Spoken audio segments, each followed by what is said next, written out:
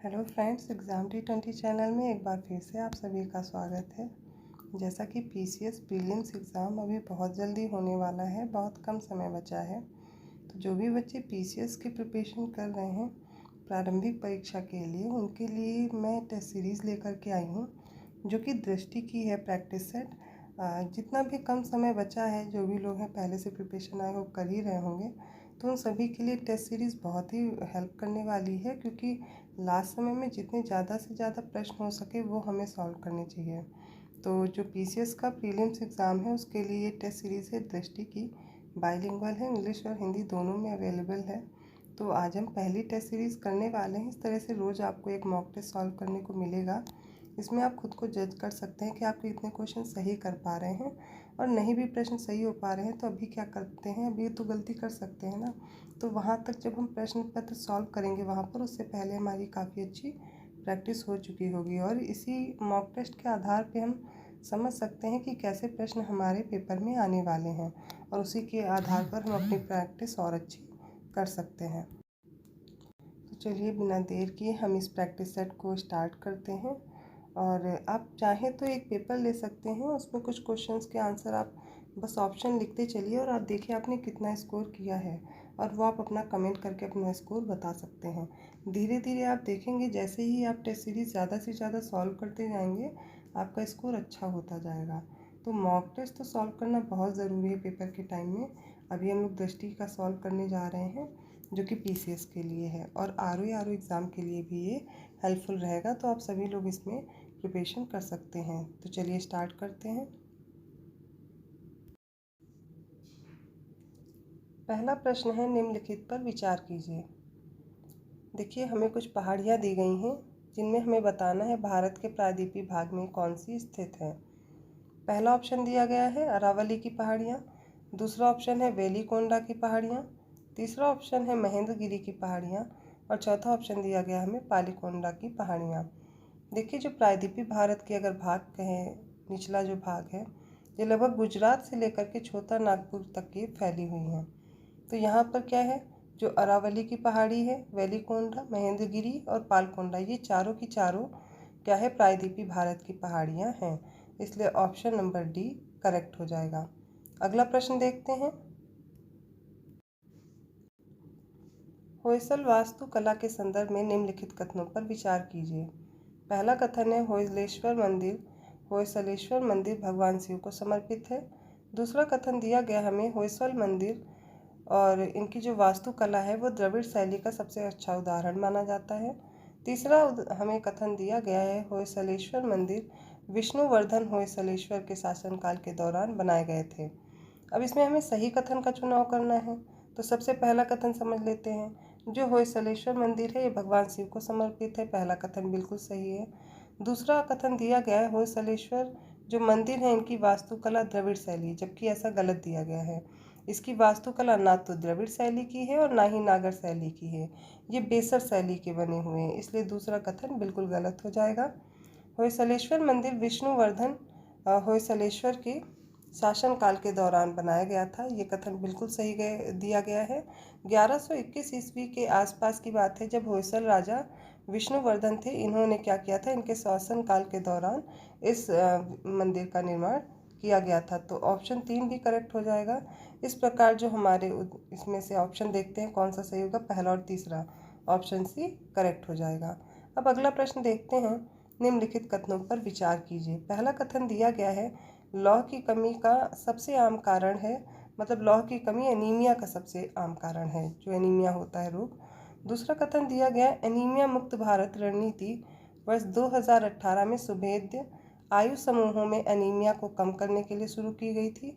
और ये जो 6x6x6 की रणनीति है, 6x6x6, ये क्या है, एनीमिया मुक्त भारत रणनीति से संबंधित है।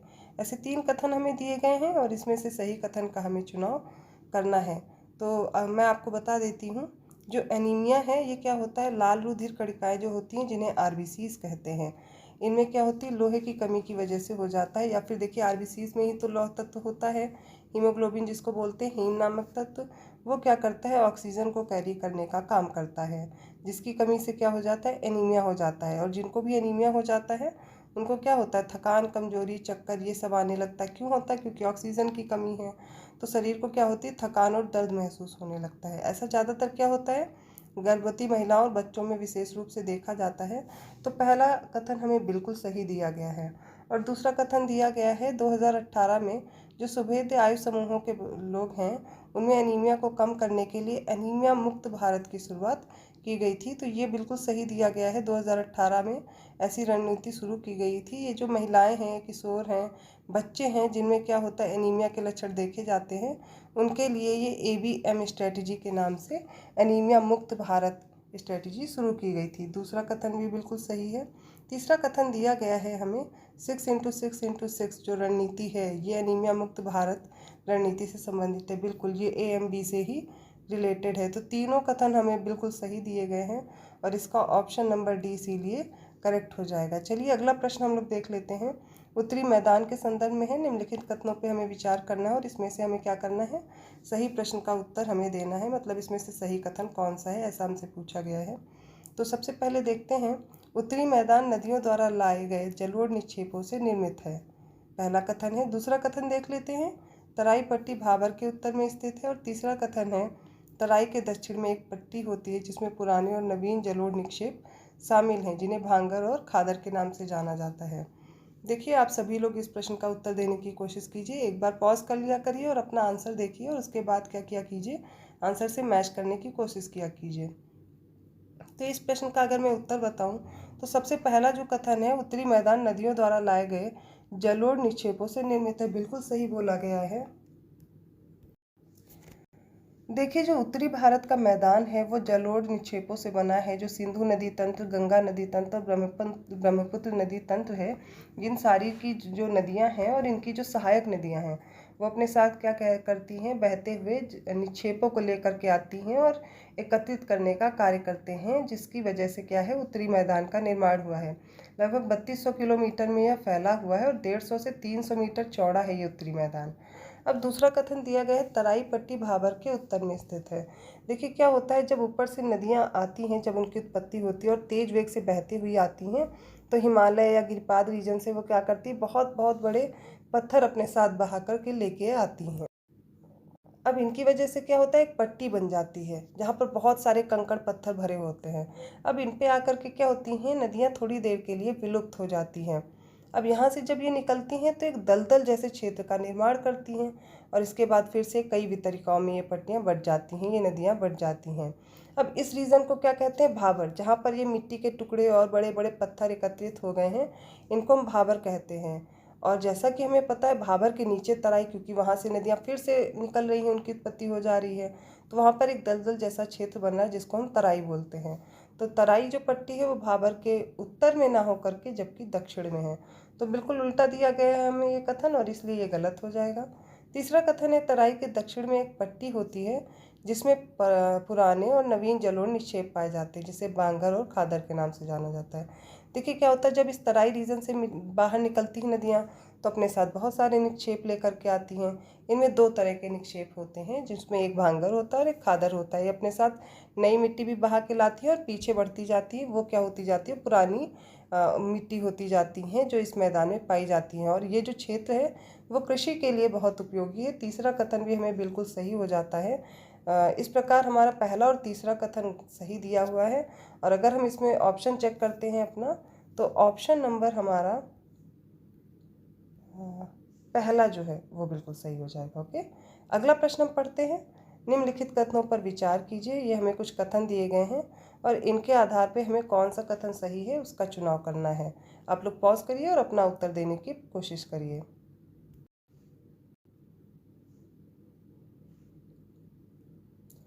फसल विविधीकरण हमें दिया गया है, इसके बारे में बताया गया है। पहला कथन है, इसका तात्पर्य क्या है, कृषि उत्पादन में नई फसलों को जोड़ने से है, फसल विविधीकरण का। और कृषि वानिकी एक बहुक्रियाशील उत्पादन प्रणाली में योगदान करती है। दोनों ही कथन सही दिए गए हैं, इसलिए ऑप्शन सी करेक्ट हो जाएगा। अगला प्रश्न देखते हैं, ई गोपाला पोर्टल, इसके संबंध में कुछ कथन दिए गए हैं और उनमें से सही कथन हमें चुनने हैं। देखिए बार बार ये कथन वाले प्रश्न आ रहे हैं क्योंकि अब जो UPPSC का पैटर्न है वो कथन पे ही ज़्यादातर प्रश्न हमें देखने को मिलते हैं। इसलिए इन ऐसे प्रश्न को अगर हम लोग ज़्यादा से ज़्यादा सॉल्व करेंगे तो हमें आगे प्रश्नों को उत्तर देने में कष्ट मतलब थोड़ा प्रॉब्लम नहीं होगी। वहाँ पर हम बार बार ऐसे कथन देखेंगे तो तकलीफ़ नहीं होगी। ठीक है, तो हम लोग पढ़ते हैं अब ये ई गोपाला एप्लीकेशन का वेब संस्करण जो है वो राष्ट्रीय डेयरी विकास बोर्ड NDDB इससे क्या है, इसके द्वारा विकसित किया गया है। ठीक है, और अगला देखते हैं कथन दिया गया, यह किसानों को डेयरी पशुओं की सामान्य बीमारियों के प्रबंधन में मदद करता है। तो आइए देख लेते हैं इसका सही उत्तर। इसका सही उत्तर हो जाएगा, ये दोनों ही कथन हमें सही दिए गए हैं, इसलिए ऑप्शन सी करेक्ट हो जाएगा।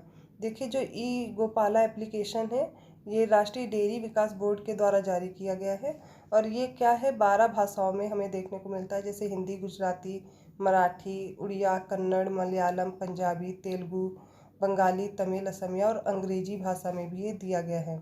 ये क्या करता है, किसानों को डेयरी पशुओं की जो सामान्य बीमारी हैं उनके प्रबंधन में मदद करने के लिए ये एप्लीकेशन शुरू किया गया है। तो इसके दोनों कथन सही हो जाएंगे। अगला प्रश्न आइए देख लेते हैं। अगला प्रश्न है, निम्नलिखित कथनों पर विचार कीजिए और हमें सही उत्तर देखना होगा। लेकिन इस बार क्या है, इस प्रश्न में कुछ अलग दिया गया है, यही तो हमें ध्यान देना है। उपयुक्त कथनों में से कौन सा सही नहीं है, गलत कथन का चुनाव हमें करना है। पहला कथन है, पश्चिमी घाट को महाराष्ट्र में सह्याद्री के नाम से जाना जाता है। पूर्वी घाट की ऊंचाई तुलनात्मक रूप से अधिक है और यह पश्चिमी घाट की तुलना में अधिक निरंतर क्रम में है। पूर्वी और पश्चिमी घाट एक दूसरे से नीलगिरी की पहाड़ियों पर मिलते हैं। चलिए जल्दी से इसका उत्तर देने की कोशिश करिए। ठीक है, मैं बताती हूँ। इसमें हो जाएगा आपका, देखिए जो पहला ऑप्शन दिया गया है या पहला जो कथन दिया गया है हमें, पश्चिमी घाट को महाराष्ट्र में सह्याद्री नाम से जाना जाता है, बिल्कुल सही दिया गया है। देखिए जो पश्चिमी घाट है इसको महाराष्ट्र में सह्याद्री के नाम से जानते हैं और यही जो आगे पहाड़ियाँ हैं जैसे अन्नामलाई और ये नीलगिरी पहाड़ियाँ, ये सब आकर के मिलती हैं। तो ये भी हम आगे भी कथन देख रहे हैं। तो जो पूर्वी घाट है उसकी ऊंचाई तुलनात्मक रूप से अधिक है और यह पश्चिमी घाट की तुलना में अधिक निरंतर क्रम में है। ये कथन बिल्कुल उल्टा दिया हुआ है, गलत बोल सकते हैं। इसीलिए क्या है, जो पश्चिमी घाट है उसकी जो ऊंचाई है वो पूर्वी घाट से क्या है, तुलना में अधिक है। यहाँ की जो चोटी है ऊंची हम लोग देखते हैं, जो अनाईमुडी है अनाईमुडी है जो अन्नामलाई पहाड़ी पे देखने को मिलती है, और दूसरी जो इससे सबसे ऊंची चोटी है वो डोडा बेटा है। तो ये सब क्या है, काफ़ी ऊंची चोटी हैं और किस पे मिलती हैं, पश्चिमी घाट पे ही मिलती हैं। तो दूसरा कथन तो बिल्कुल गलत हो गया। अब तीसरा कथन दिया गया है, पूर्वी और पश्चिमी घाट एक दूसरे से नीलगिरी की पहाड़ियों पर मिलते हैं। अब देखिए यहाँ से पश्चिमी घाट और पूर्वी घाट जब जा कर के मिलते हैं तो नीलगिरी की पहाड़ी पर ही मिलते हैं। अतः हमें जो तीसरा कथन है वो पूरी तरह से सही दिया हुआ है और हमारा कौन सा ऑप्शन सही हो जाएगा। अब हमसे इसमें पूछा तो गया था कि कौन सा ऑप्शन सही नहीं है, तो गलत ऑप्शन कौन है, सिर्फ बी है। तो ऑप्शन नंबर बी करेक्ट हो जाएगा। ध्यान देना हमें प्रश्न पत्र में कि कौन सा हमें पूछा गया, सही पूछा गया है या गलत पूछा गया है, ये हमें ध्यान देना होगा। अब हमारा अगला प्रश्न है कोआला प्रजाति के बारे में। यहाँ पे पूछा गया है कोआला प्रजाति के बारे में निम्नलिखित कथनों पर हमें विचार करना है और सही कथन हमें उन्हें बताना है। तो आइए देख लेते हैं।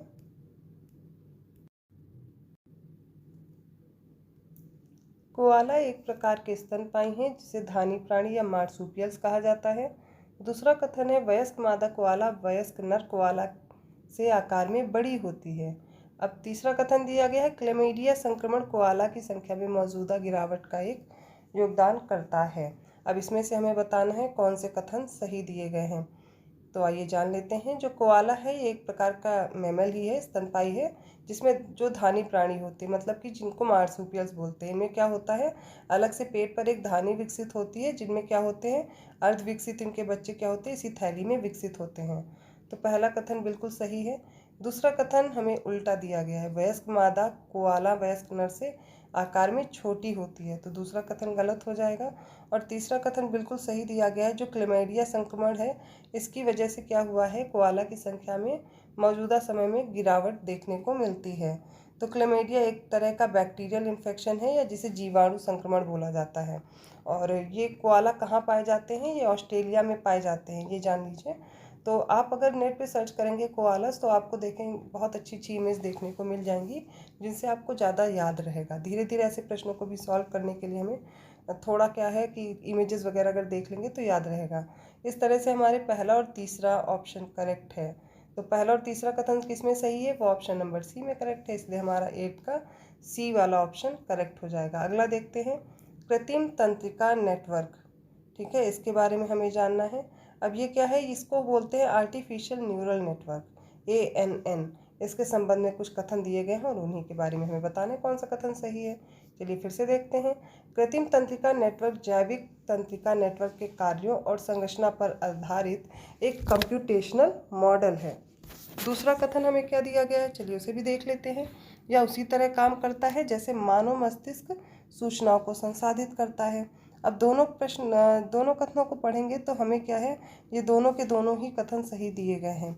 जो केंद्रीय तंत्रिका कृत्रिम तंत्रिका नेटवर्क है, जिसको हम आर्टिफिशियल न्यूरल नेटवर्क बोलते हैं, यह वैसे ही कार्य करता है जैसे मानव मस्तिष्क सूचनाओं को संसाधित करता है, ठीक उसी तरह ये भी कार्य करता है। और ये कंप्यूटेशनल एल्गोरिदम पे बेस्ड है। जैसे कि न्यूरॉन हमारे बॉडी में क्या होती है, न्यूरॉन्स होती हैं, मैसेज को ट्रांसफ़र करने का कार्य करती हैं। इसी तरह क्या है, ये भी कंप्यूटेशनल मॉडल है और इसी संरचना पर आधारित है, इसलिए हमारे दोनों कथन यहाँ पर सही हो जाएंगे। अगला प्रश्न चलिए देख लेते हैं। अगला प्रश्न है, अपवाह प्रतिरूप के संबंध में निम्नलिखित कथनों पर हमें विचार करना है। अरीय प्रतिरूप एक केंद्रीय उच्च बिंदु के आसपास विकसित होता है। दूसरा कथन है, मुड़ी हुई स्थलाकृति में जालीनुमा प्रतिरूप विकसित होता है। देखिए अरीय प्रतिरूप होता क्या है, देखिए जहाँ से नदियाँ निकलती हैं वो वाला क्षेत्र उच्च होगा और क्या होंगे, अरीय भाग बनाएंगे। ये किस तरह होगा, केंद्र से बाहर की ओर जाती हुई नदियाँ दिखेंगी। सबसे अच्छा एग्जाम्पल अगर हम लोग इसका लें, अमरकंटक की पहाड़ी, यहाँ से क्या होती है, नर्मदा नदी निकलती है, सोन निकलती है, इसी के पास से ही क्या है, महानदी भी निकलती है। ये एक प्रकार का अरीय प्रतिरूप है। ठीक है, तो अरीय प्रतिरूप एक केंद्रीय उच्च बिंदु के आसपास विकसित होता है, बिल्कुल सही दिया गया है। दूसरा कथन है, मुड़ी हुई स्थलाकृति में, देखिए जो मुड़ी हुई है क्या, जैसे ये नदियाँ बह रही हैं और जो इनकी सहायक नदियाँ हैं ये क्या होती है, आपस में कैसे मिलेंगी, बिल्कुल 90 डिग्री के कोण पे आपको देखने को मिलेंगी। इसी तरह क्या होता है, एक जालीनुमा संरचना विकसित कर लेती हैं। तो दूसरा भी कथन हमें सही दिया गया है। इस प्रकार हमारे दोनों कथन सही हो जाएंगे, पहला और दूसरा। तो option number C is correct. अगला प्रश्न देखते हैं, संप्रभु ग्रीन बॉन्ड के संदर्भ में निम्नलिखित कथनों पर हमें विचार करने हैं और सही कथन बताना है। जो संप्रभु ग्रीन बॉन्ड हैं वो केवल कंपनियों द्वारा ही दिए जाते हैं। क्या ये सही है, बताइए आप लोग। यह स्थानीय जारीकर्ताओं के लिए बेंचमार्क मूल्य निर्धारण, तरलता और एक प्रदर्शन प्रभाव प्रदान करेगा। हमें दो कथन दिए गए हैं, दोनों में से सही कथन का हमें चुनाव करके बताना है। देखिए पिछले प्रश्न में जो हमने पढ़ा हुआ है नदियों के अपवाह तंत्र के बारे में, ये एक बार जरूर ध्यान से पढ़ लीजिएगा कि किस किस प्रकार के ये बनते हैं। जैसे जालीनुमा हमने पढ़ा, अभी केंद्रीय भी होती है, अब केंद्रीय होती है, वृक्षाकार होती है, नदियों के पैटर्न। अपवाह का प्रतिरूप जरूर पढ़ना है और इनके प्रकार हमें पढ़ लेने हैं, इनसे प्रश्न बन सकते हैं। तो अभी हमसे जो प्रश्न पूछा गया है संप्रभु ग्रीन बॉन्ड पे है, सॉवरिन ग्रीन बॉन्ड पे। इसमें बोला गया है कि संप्रभु ग्रीन बॉन्ड केवल कंपनियों द्वारा जारी किए जाते हैं। देखिए बिल्कुल गलत है, ये कई सारी कंपनियों द्वारा जारी किए जाते हैं, देशों और बहुपक्षीय संगठनों के द्वारा भी इसे जारी किया जाता है। तो पहला कथन तो हमारा गलत हो जाएगा। दूसरा कथन दिया गया है, यह स्थलीय जारीकर्ताओं के लिए बेंचमार्क मूल्य निर्धारण, तरलता और एक प्रदर्शन का प्रभाव प्रदान करेगा। ये बिल्कुल सही दिया गया है। ठीक है, इन बॉन्डों का प्रयोग कहाँ कहाँ किया जाता है, देखिए जैसे हरित परियोजना हो गई, इनमें किया जाता है ना। तो इस तरह के प्रश्न भी हमें देखने की ज़रूरत है। इसका आंसर क्या हो जाएगा, आंसर नंबर बी सही पूछा गया है ना, तो केवल दूसरा कथन ही सही है। आगे का प्रश्न देख लेते हैं।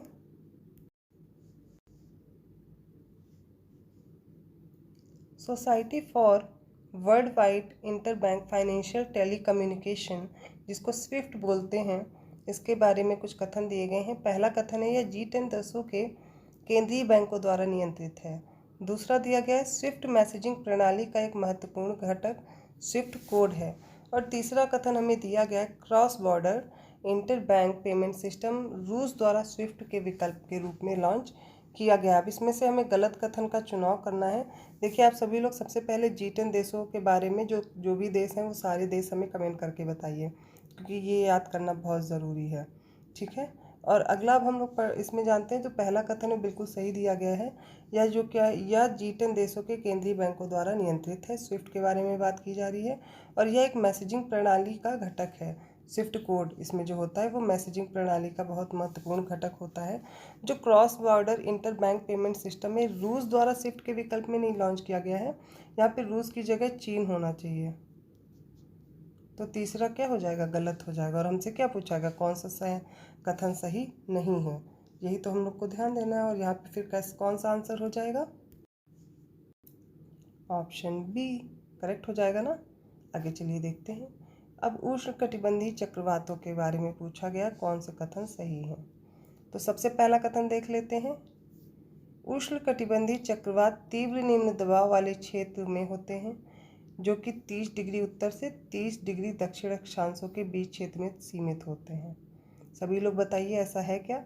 भारत में बंगाल की खाड़ी और अरब सागर से दूरी में कमी के साथ चक्रवात का बल बढ़ता जाएगा। दोनों में से कौन से कथन सही है, चलिए बताइए।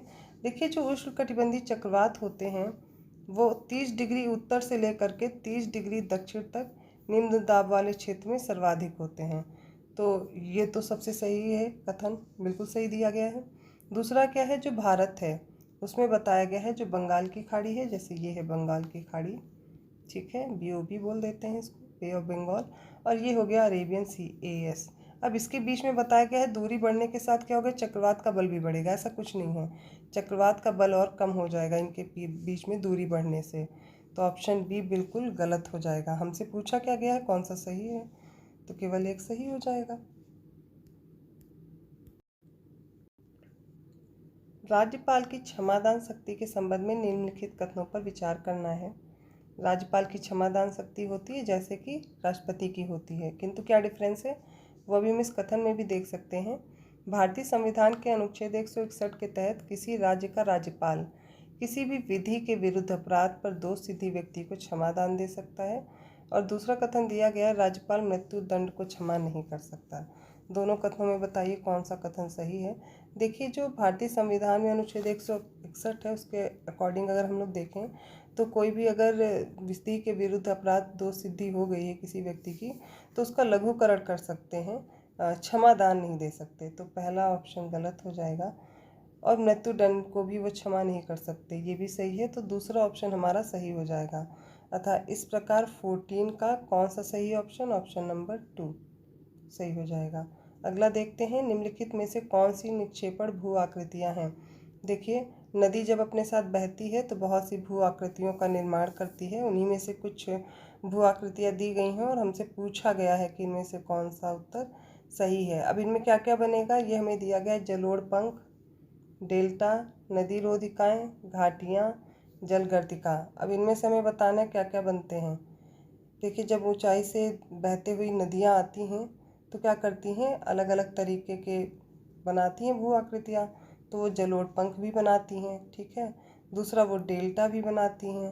तीसरा क्या है, नदी रोधिकाएँ भी बनाती हैं, जब बाढ़ वगैरह आते हैं तो उसकी वजह से जो आकृति निर्मित होती है। किंतु जो ये घाटियाँ हैं ये बिल्कुल नहीं बनाती। घाटियाँ क्या होती हैं, घाटियाँ होती हैं पहाड़ियों के बीच की जगह, तो ऐसा तो कोई नदियाँ नहीं बनाती। और जलगर्तिका भी नहीं बनाती हैं, ठीक है। ये अपर्दनकारी भू आकृति है, ठीक है, ये ऐसा निक्षेपण के थ्रू नहीं बनाती हैं। तो अब देखते हैं इसमें से कौन सा ऑप्शन सही हो जाएगा। पहला, दूसरा और तीसरा किस में है, ऑप्शन नंबर सी में, इसलिए ऑप्शन नंबर सी हमारा करेक्ट हो जाएगा। अगला प्रश्न देखते हैं।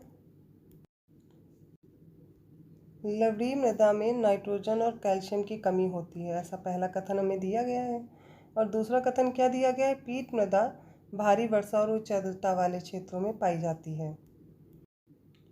देखिए, जो इसमें हमें पूछा गया है वो पूछा गया कौन सा कथन गलत है, मतलब सही नहीं है। तो लवणीय मृदा में क्या होता है, नाइट्रोजन और कैल्शियम की कमी होती है, सही दिया गया है हमें। और पीट मृदा भी कहाँ पाई जाएगी, जहाँ भारी वर्षा उच्च आर्द्रता वाले क्षेत्र होंगे, जहाँ पर वनस्पति ज़्यादा पाई जाएगी।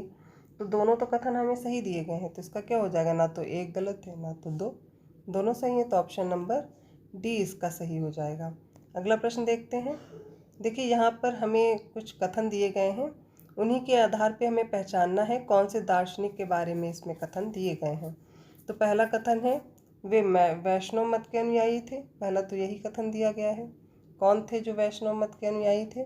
दूसरा दिया गया है, उन्होंने लोगों के बीच भक्ति का प्रचार किया और मोक्ष के सिद्धांत की शिक्षा दी। तीसरा दिया गया, उन्होंने छुआछूत के भेदभाव के विरुद्ध विद्रोह किया और वे वेदांत के विशिष्टाद्वैत उपशाखा के प्रमुख प्रस्तावक थे। बताइए इनमें से कौन है। देखिए, इसका जो सही उत्तर है वो है आंसर नंबर डी। जो श्री रामानुजाचार्य थे वो वैष्णव मत के अनुयायी थे, पहली चीज़। दूसरा क्या था, उन्होंने भक्ति का प्रसार किया था और मोक्ष के जो सिद्धांत थे उनका प्रतिपादन भी किया था, मतलब उनके बारे में सबके बीच में ज्ञान बांटने का कार्य किया था। अब जो इसमें तीसरा है, उन्होंने छुआछूत और ये सब चीज़ें जो कुरीतियाँ व्याप्त थी हमारे देश में, उसके भी विरुद्ध इन्होंने क्या किया था, विद्रोह किया था। और ये किस वेदांत के थे, शाखा के? ये विशिष्टाद्वैत उपशाखा के थे। तो ये सारे ऑप्शन इनके बारे में सही दिए गए हैं और इसके ऑप्शन के आंसर क्या हो जाएंगे? Shri Ramanujacharya, option number D correct हो जाएगा। ठीक है, अभी जो 2022 में उनकी 1005वीं जयंती मनाई गई थी, ठीक है। ये कहाँ के रहने वाले थे? ये तमिलनाडु के एक छोटे से गांव श्री पेरुम्बुदूर में रहने वाले थे। इनका जन्म कब हुआ था? 1017 ईस्वी में हुआ था। ठीक है, और चलिए आगे अपना प्रश्न देखते हैं। अब एक प्रोजेक्ट के बारे में हमसे पूछा गया है, ग्लो लिटर पार्टनरशिप प्रोजेक्ट। अब इसके संबंध में कुछ कथन दिए गए हैं और सही कथन चुनना है। परियोजना का मुख्य लक्ष्य समुद्री कचरे को रोकने और उसको कम करने में विकासशील देशों की सहायता करना है। दूसरा कथन दिया गया है कि जो ग्लो लिटर पार्टनरशिप है, ये मलेशिया सरकार और IMF के बीच एक परियोजना है। इनमें से सही कथन का चुनाव हमें करना है। बताइए कौन सा कथन सही है। तो जो ये परियोजना है, इसका पहला कथन बिल्कुल सही दिया गया है कि यह परियोजना क्या है, इसका मुख्य लक्ष्य है जो समुद्री कचरा है उसको रोकने में विकासशील जो देश हैं उनकी मदद करनी है। ठीक है, दूसरा जो है, ये जो ग्लो लिटर पार्टनरशिप प्रोग्राम है, ये मलेशिया सरकार और IMF के बीच नहीं है। ये किसके किसके बीच है? ये अंतर्राष्ट्रीय समुद्री संगठन जिसको IMO बोलते हैं, और इसके साथ साथ किसके साथ हुआ है? FAO, ठीक है, खाद्य एवं कृषि संगठन। इन दोनों के बीच की एक परियोजना है। तो ऑप्शन नंबर 1 सही हो जाएगा, क्योंकि केवल पहला कथन सही है और दूसरा कथन गलत है। अगला प्रश्न दिया गया है, वायुमंडल के संदर्भ में निम्नलिखित कथनों पर विचार कीजिए। वायुमंडल का विस्तार लगभग 1000 किलोमीटर की ऊंचाई तक है।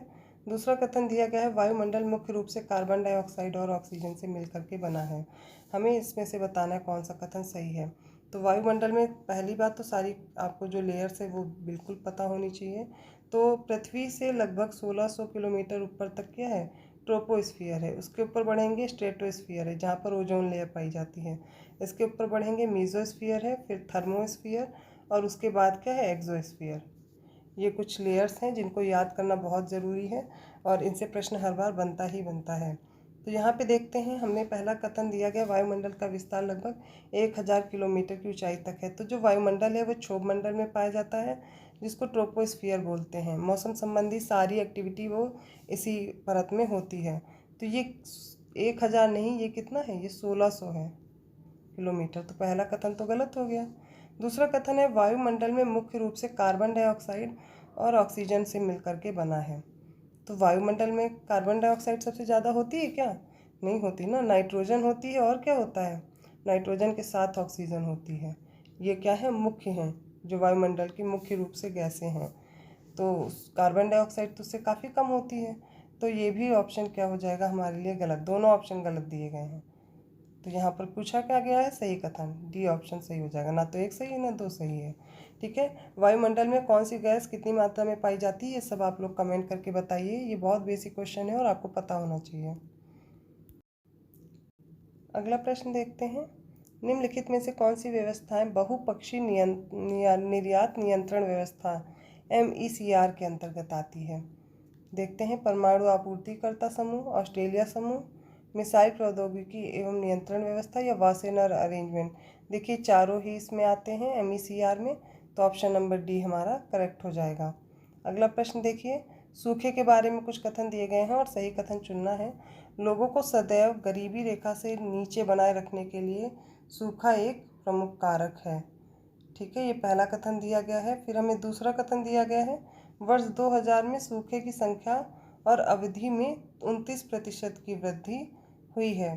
फिर हमें तीसरा कथन दिया गया है, सूखा प्रवण जिले भारत की कृषि योग्य भूमि के 42% भाग का प्रतिनिधित्व करते हैं। देखिए इन तीनों कथनों में से हमें सही कथन का चुनाव करके बताना है कि इसमें कौन सा कथन सही है। देखिए इसमें तीनों ही कथन सही दिए गए हैं। देखिए गरीबी रेखा से जो नीचे लोग रह रहे हैं, जाहिर सी बात है वो सूखे की वजह से भी वो काफ़ी परेशान रहे हैं। और 2000 की जब बात की जा रही है, इसमें सूखे की संख्या में और 29% की वृद्धि हुई है इसकी अवधि में। तो ये भी कथन सही हो जाता है। और सूखा प्रवण जिले भारत की कृषि योग्य भूमि के कितने भाग में फैले हुए हैं? लगभग 42% भाग का प्रतिनिधित्व करते हैं। अतः तीनों ऑप्शन क्या हो जाएंगे, इसमें सही हो जाएंगे। ठीक है, चलिए आगे पढ़ते हैं।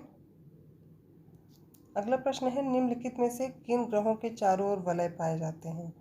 ठीक है, अब इसमें ऑप्शन क्या क्या दिए गए हैं हमें? बृहस्पति दिया गया है, शनि, अरुण और वरुण। चलिए बताइए किसके चारों ओर चक्र पाए जाते हैं। देखिए इन चारों ही ग्रहों के चारों तरफ क्या होते हैं, वलय पाए जाते हैं, है ना। तो बृहस्पति हो जाएगा, शनि हो जाएगा, अरुण और वरुण हो जाएगा। तो ऑप्शन नंबर डी करेक्ट है। ठीक है, आगे चलें।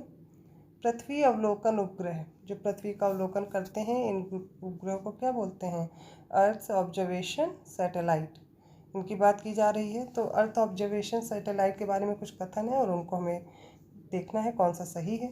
सबसे पहले दिया गया है, निष्क्रिय ईओएस पृथ्वी की सतह से परावर्तित विकिरण का पता लगाता है और बादलों के पार भी देख सकता है।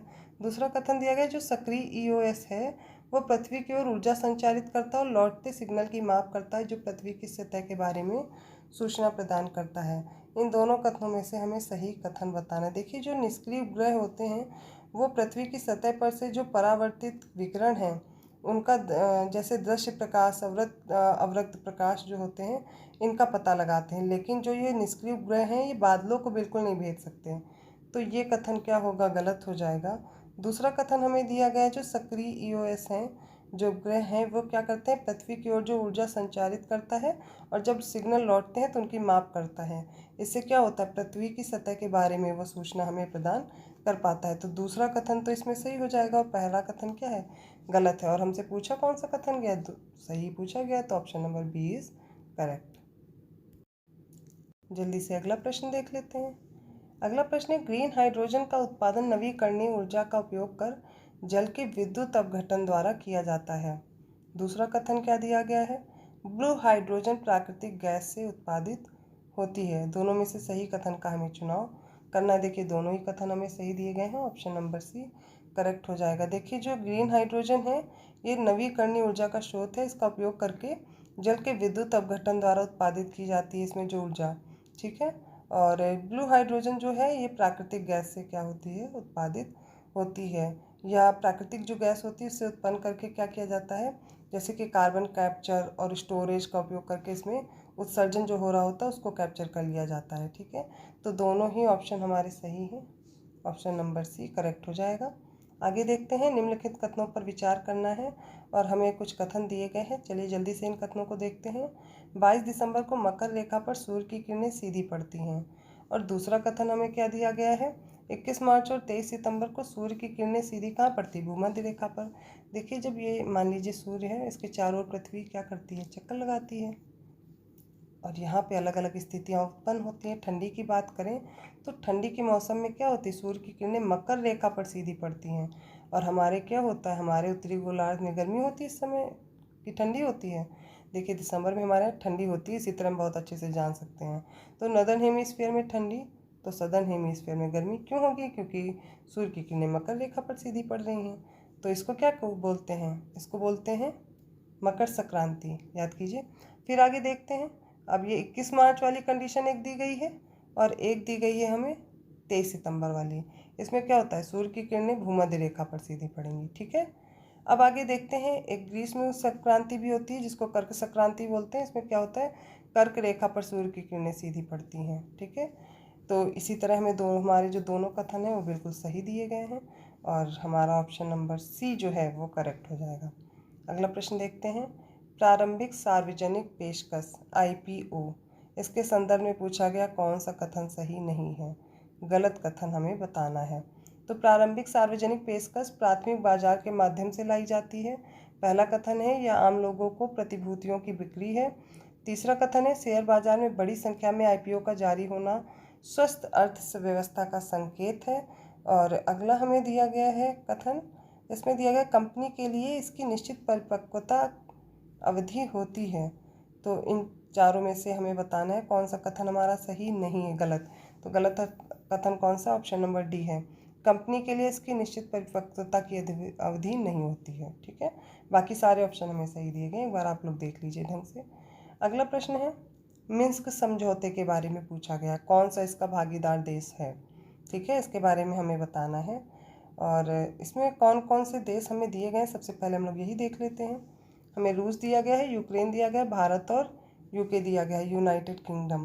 देखिए जो मिन्स्क समझौता है, इसमें जो जो इसके भागीदार हैं उनके नाम मैं एक बार आप लोग को बता दे रही हूँ।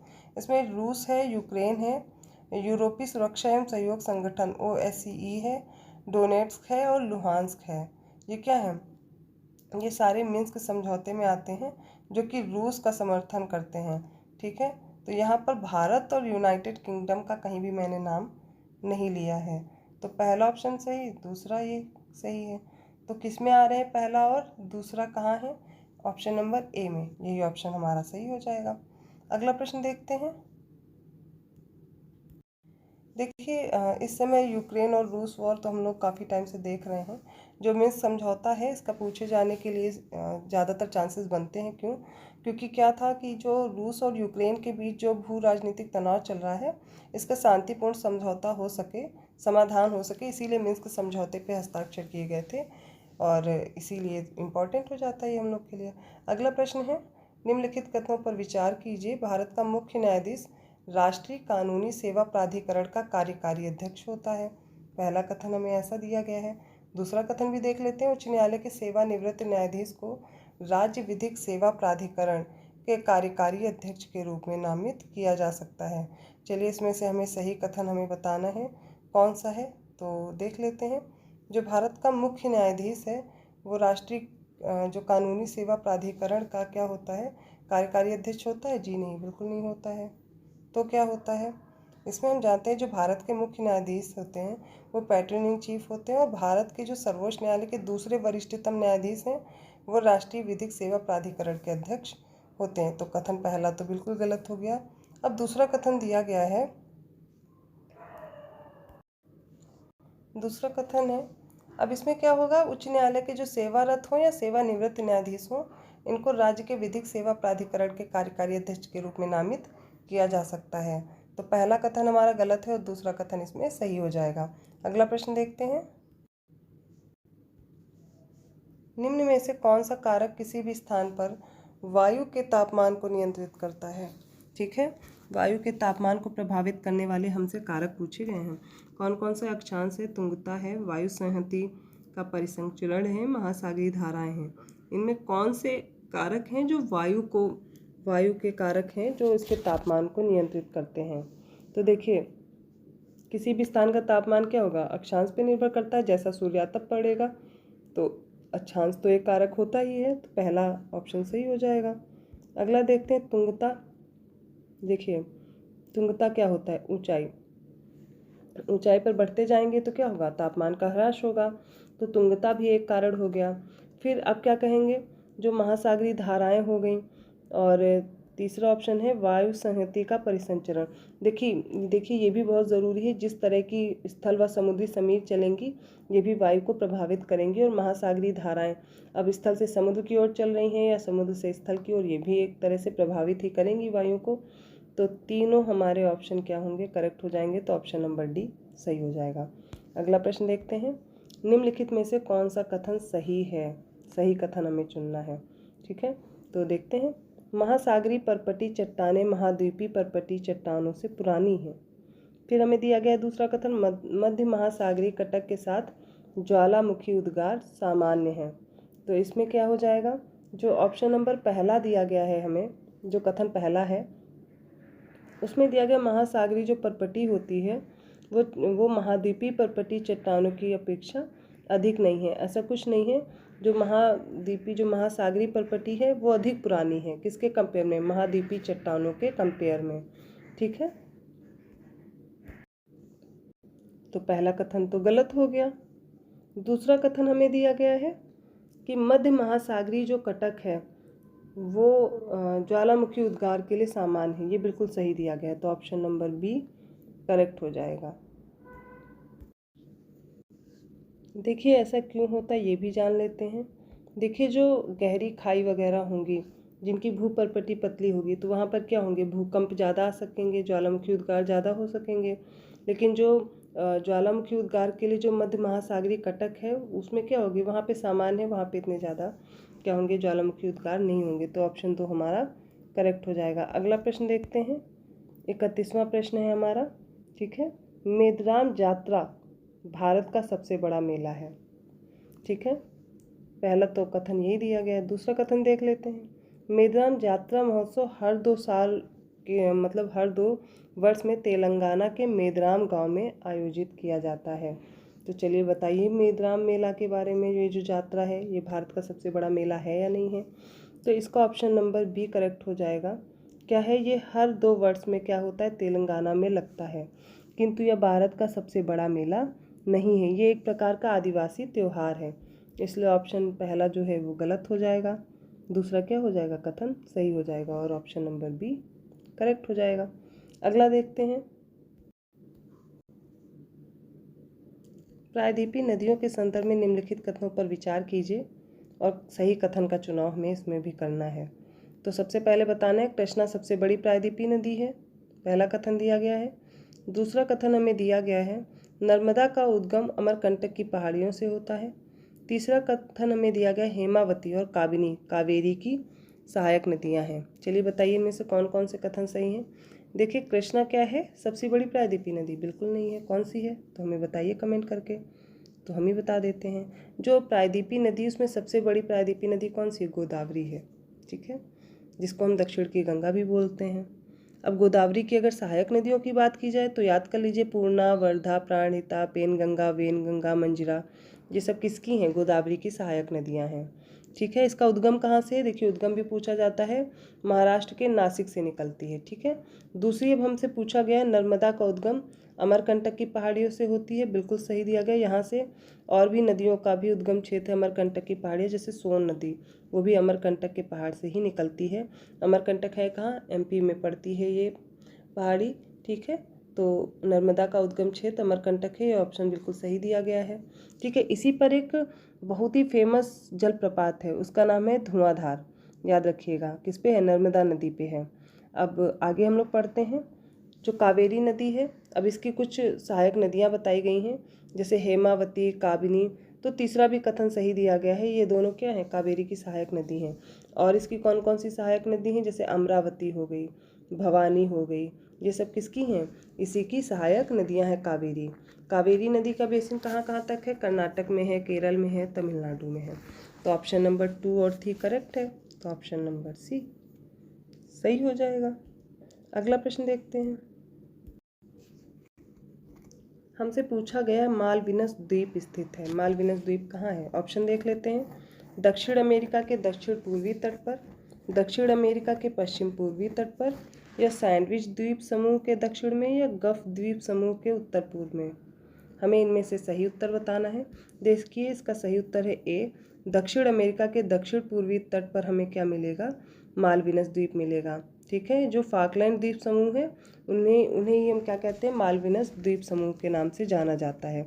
इनका एक और नाम है क्या है, आइलास मालविनस भी कहा जाता है। ये कहाँ मिलते हैं, दक्षिणी जो अटलांटिक महासागर है वहाँ पर हमें देखने को मिलेंगे ये आइलैंड। मैप में एक बार अगर आप ढूंढने की कोशिश करेंगे, उसमें से अगर देखेंगे तो बहुत अच्छे से याद हो जाएगा। दक्षिण अमेरिका वाला मैप खोलिएगा, वहाँ पर आपको ईजिली दिख जाएगा। तो इसका सही उत्तर क्या हो जाएगा, ए। अगला प्रश्न देखते हैं, लोकपाल के संदर्भ में निम्नलिखित कथनों पर विचार कीजिए और इसमें हमसे पूछा क्या गया है, सही कथन का ही चुनाव करना है। हमसे पूछा गया है, लोकपाल एक बहुसदस्यीय निकाय है, पहला कथन दिया गया है। दूसरा कथन क्या दिया है, सदस्यों की नियुक्ति जो है वो राष्ट्रपति द्वारा चयन समिति की सिफारिश पर की जाती है। तो दोनों ही कथन हमको बिल्कुल सही दिए गए हैं। ये एक बहुसदस्यीय निकाय है और इनके जो सदस्यों की नियुक्ति होती है वो राष्ट्रपति द्वारा चयन समिति की सिफारिश पर किया जाता है। तो दोनों ही कथन सही हो गए, तो ऑप्शन नंबर सी करेक्ट हो जाएगा। अगला प्रश्न हम लोग देखते हैं, निम्नलिखित कथनों पर विचार कीजिए। जेट स्ट्रीम वहाँ विकसित होते हैं जहाँ अलग अलग तापमान की वायु राशियाँ आपस में मिलती हैं, पहला तो यही दिया गया है कथन। अगला हम लोग कथन देखते हैं, क्या दिया गया है, शीत उपोष्ण कटिबंधीय पश्चिमी जेट स्ट्रीम पूरे पश्चिम और मध्य एशिया में पश्चिम से पूर्व की ओर बहती हैं। दोनों कथन एक बार पॉज करके आप लोग अच्छे से पढ़िए और फिर इसका उत्तर देने की कोशिश करिए। कि जेट स्ट्रीम कहाँ पर विकसित होती हैं, जहाँ पर अलग अलग तापमान की वायु राशियाँ मिलती हैं। ठीक है, बिल्कुल सही दिया गया है। देखिए जब भूगोल हम लोग पढ़ेंगे तो देखेंगे अलग अलग तरह के कटिबंध बने हुए हैं हमारे पृथ्वी में। तो जब यहाँ से देखेंगे ये जो 23.5 डिग्री के आसपास से जब हवाएं ऊपर उठती हैं तो ऐसे ऐसे आकर के मिलती हैं, ऐसे कुछ हवाएं निकलती हैं। तो जहाँ पर कम और मतलब अलग अलग तापमान की जब वायु राशियाँ मिलती हैं तो क्या बनता है, जेट स्ट्रीम बनती हैं। ठीक है, इंडियन ज्योग्राफी में आप एनसीईआरटी की क्लास पढ़ सकते हैं, इसके लिए इस चैनल पर अवेलेबल है, वहाँ पर जाकर के आप जलवायु वाला चैप्टर पढ़ लीजिए, वो आपको बहुत अच्छे से समझ में आ जाएगा। ठीक है, जेट स्ट्रीम वहाँ से समझ में आ जाएगा। तो पहला ऑप्शन हमको बिल्कुल सही दिया गया है। अब दूसरा पूछा गया है, शीत उपोष्ण कटिबंधीय पश्चिमी जेट स्ट्रीम पूरे पश्चिम और मध्य एशिया में पश्चिम से पूर्व की ओर बहती है। सबसे पहले दिशा का भी ज्ञान होना जरूरी है। तो ये हो गया उत्तर, दक्षिण, पूर्व और पश्चिम। यहाँ पे दिया गया है जो शीत उपोष्ण कटिबंधीय है पश्चिमी जेट स्ट्रीम, वो पश्चिम से क्या होती है, पूर्व की ओर बहती है। कहाँ कहाँ पर, मध्य एशिया और पूरे पश्चिम एशिया में। दूसरा भी ऑप्शन हमें सही दिया गया है, तो दोनों ही कथन सही हो गए, ऑप्शन नंबर सी करेक्ट हो जाएगा। ठीक है, अगला प्रश्न देखते हैं। अब दिया गया है पूर्व व्यापी कर के संबंध में निम्नलिखित कथन दिए गए हैं और हमें क्या करना है, सही कथन बताना है। चलिए देखते हैं। अगला प्रश्न है, यह कर अतीत में किए गए लेन देन पर आरोपित किया जाता है। पहला कथन। दूसरा कथन, पूर्वव्यापी कराधान का उद्देश्य कराधान नीतियों में किसी भी विचलन को ठीक करना है जो अतीत में किसी कंपनी को कमी का फायदा उठाने का अवसर प्रदान करता है। ठीक है, इनमें दोनों ही कथन हमें सही दिए गए हैं। ठीक है, चलिए अगला प्रश्न देखते हैं। भारत में निम्नलिखित में से किस स्थान पर खारे पानी का मगरमच्छ पाया जाता है। ठीक है, खारे पानी कहाँ पे खारा खारा पानी मिलेगा, जहाँ पर लगून लेक होंगी। लगून क्या होती हैं, जो भी खारा पानी अंदर तटों पर भर जाता है जिसकी वजह से झीलों का निर्माण होता है। तो अब देखिए इनमें क्या क्या दिया गया है, सुंदरबन, भीतरकनिका राष्ट्रीय उद्यान, तीसरा दिया गया अंडमान निकोबार द्वीप समूह। देख लेते हैं और भी कुछ दिया गया है, इनमें से हमें बताना है कौन सा सही है। ठीक है, इन्हीं में से देखते हैं, सुंदरबन, भीतरकनिका और भीतरकनिका राष्ट्रीय उद्यान और अंडमान और निकोबार द्वीप समूह। देखिए इन तीनों ही जगह क्या होगा, खारे पानी का मगरमच्छ पाया जाएगा। ठीक है, ये भारत में ज़्यादातर देखने को मिलता है। ठीक है, यहाँ पर सब जगह पे हमें क्या, क्योंकि खारा पानी यहाँ पर मिलेगा, जैसे ये तट हैं जो डेल्टा वाला क्षेत्र, जो सुंदरबन का डेल्टा, यहाँ पे भी मिलेगा। ठीक है, और क्या भीतरकनिका राष्ट्रीय उद्यान, इसमें भी मिलेगा। ये है कहाँ, सबसे पहले तो यही पता होना चाहिए, ये उड़ीसा में है। तो उड़ीसा के तट पे भी तो देखिए, वहाँ पर भी तो खारा पानी मिलता है और यहाँ पर सबसे बड़ी लगून लेक भी है, कौन सी, चिल्का, याद आया। तो यहाँ पर भी ऐसे मगरमच्छ मिलेंगे और अंडमान निकोबार द्वीप में भी मिलेंगे। तो तीनों जगह ये इस प्रकार के जो खारे पानी के मगरमच्छ हैं वो पाए जाते हैं।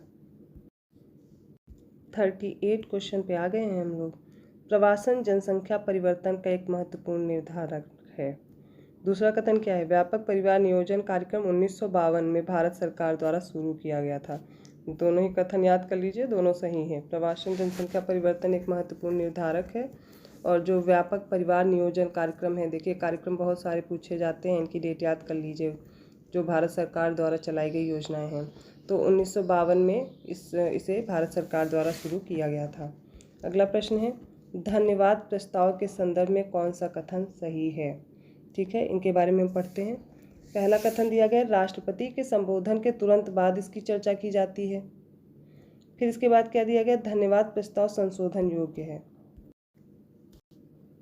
देखिए इसमें पहला जो कथन है वो गलत हो जाएगा। राष्ट्रपति के संबोधन के तुरंत बाद नहीं, इसके कुछ दिनों बाद इसकी चर्चा की जाती है। और जो धन्यवाद प्रस्ताव है इसके बारे में हमें दिया गया है कि यह संशोधन योग्य है, तो बिल्कुल ये संशोधन योग्य है और ऑप्शन नंबर बी करेक्ट हो जाएगा। इसलिए 40 नंबर क्वेश्चन, निम्नलिखित में से कौन सा संगठन फ्रंटियर्स रिपोर्ट प्रकाशित करता है। देखिए कुछ रिपोर्ट के प्रकाशकर्ता भी हमसे पूछे जाते हैं, पिछले पेपर में भी पूछा ही गया था, तो ये सब भी याद करते चलिए साथ में। तो इसका ऑप्शन देखते हैं, विश्व आर्थिक मंच है, विश्व बैंक है, या संयुक्त राष्ट्र पर्यावरण कार्यक्रम है, या फिर नीति आयोग है। देखिए जो फ्रंटियर्स रिपोर्ट है ये संयुक्त राष्ट्र पर्यावरण कार्यक्रम के द्वारा UNEP, इसका मुख्यालय कहाँ है, कमेंट करके बताइए। ठीक है, ये क्या करता है, इसकी जारी करता है रिपोर्ट। अगला प्रश्न देखते हैं, निम्नलिखित कथनों पर विचार कीजिए। ये वन ज़्यादातर हिमालय के दक्षिणी ढलानों में आच्छादित हैं। फिर क्या दिया गया है, ये ज़्यादातर गुर्जर और बकरवाल जैसी खानाबदोश जनजातियों द्वारा चारागाह के लिए उपयोग किया जाता है। फिर तीसरा क्या दिया गया है, जंगली भेड़, याक, भालू इन जंगलों में पाए जाते हैं। अब हमें इनमें से बताना है कि ये किस प्रकार की वनस्पति का एग्जाम्पल दिया गया है। मैंग्रोव वन है, पर्वतीय वन है, कांटेदार वन या झाड़ियाँ हैं, या फिर उष्ण कटिबंधीय पर्णपाती वन है। देखिए, जो एनसीईआरटी का चैप्टर है वनस्पति और प्राणी के बारे में, वो वाला चैप्टर आप लोग ज़रूर पढ़िए, क्योंकि वहाँ से प्रश्न बनते हैं और ये प्रश्न वहीं से लिया गया है। यहाँ पे पूछा गया है, ये वन ज़्यादातर हिमालय के दक्षिण में की ढलान में पाया जाता है। ठीक है, पहली चीज़ तो ये हो गई। दूसरा हमें दिया गया है कि ये ज़्यादातर गुर्जर और बकरवाल जैसी खानाबदोश जो जनजातियाँ होती हैं उनके चारागाह के लिए उपयोग किया जाता है। दूसरी तरह से समझ लेते हैं। और तीसरा हमें दिया गया है, जंगली भेड़ जो होती, याक, भालू इन जंगलों में पाए जाते हैं। ठीक है, तो इनमें क्या क्या है, ये कहाँ पाई जाती हैं, सबसे पहले ये जान लेते हैं। तो जंगली भेड़, याक, भालू ये सब टुंड्रा क्षेत्र में पाए जाते हैं, जो अधिक ऊंचाई वाले क्षेत्र होते हैं। यहाँ पर वनस्पति कैसी मिलेगी, लाइकेन, काई ये सब मिलते हैं। ठीक है, तो आप ये वाली क्लास ज़रूर देख लीजिए, जिससे आपको ये सब चीज़ें क्लियर हो जाएंगी। तो ऑप्शन नंबर बी करेक्ट हो जाएगा, पर्वतीय वन। पर्वतीय वन क्या है, हमें बताया भी तो गया है। इससे ऑप्शन से पहचानिए, हिमालय के दक्षिण ढलान। तो यहाँ पर किस प्रकार की वनस्पति, देखिए मैप भी देखिए, मानचित्र में ये सब चीज़ें दी गई हैं, कैसा वर्षण होगा और वहाँ पर किस प्रकार की वनस्पति पाई जाएगी, और जैसी वनस्पति होगी उसी के आधार पर वहाँ पर प्राणियों के बारे में भी जानकारी दी गई है। ठीक है, हमें यहीं से पहचान जाना था, जंगली भेड़, याक और भालू से, अगर चैप्टर ढंग से पढ़ेंगे। इसीलिए एनसीईआरटी पढ़ना बहुत ज़रूरी है। अगला प्रश्न देखते हैं, पर्वतमाला योजना के संदर्भ में कथन दिए गए और सही कथन चुनना है।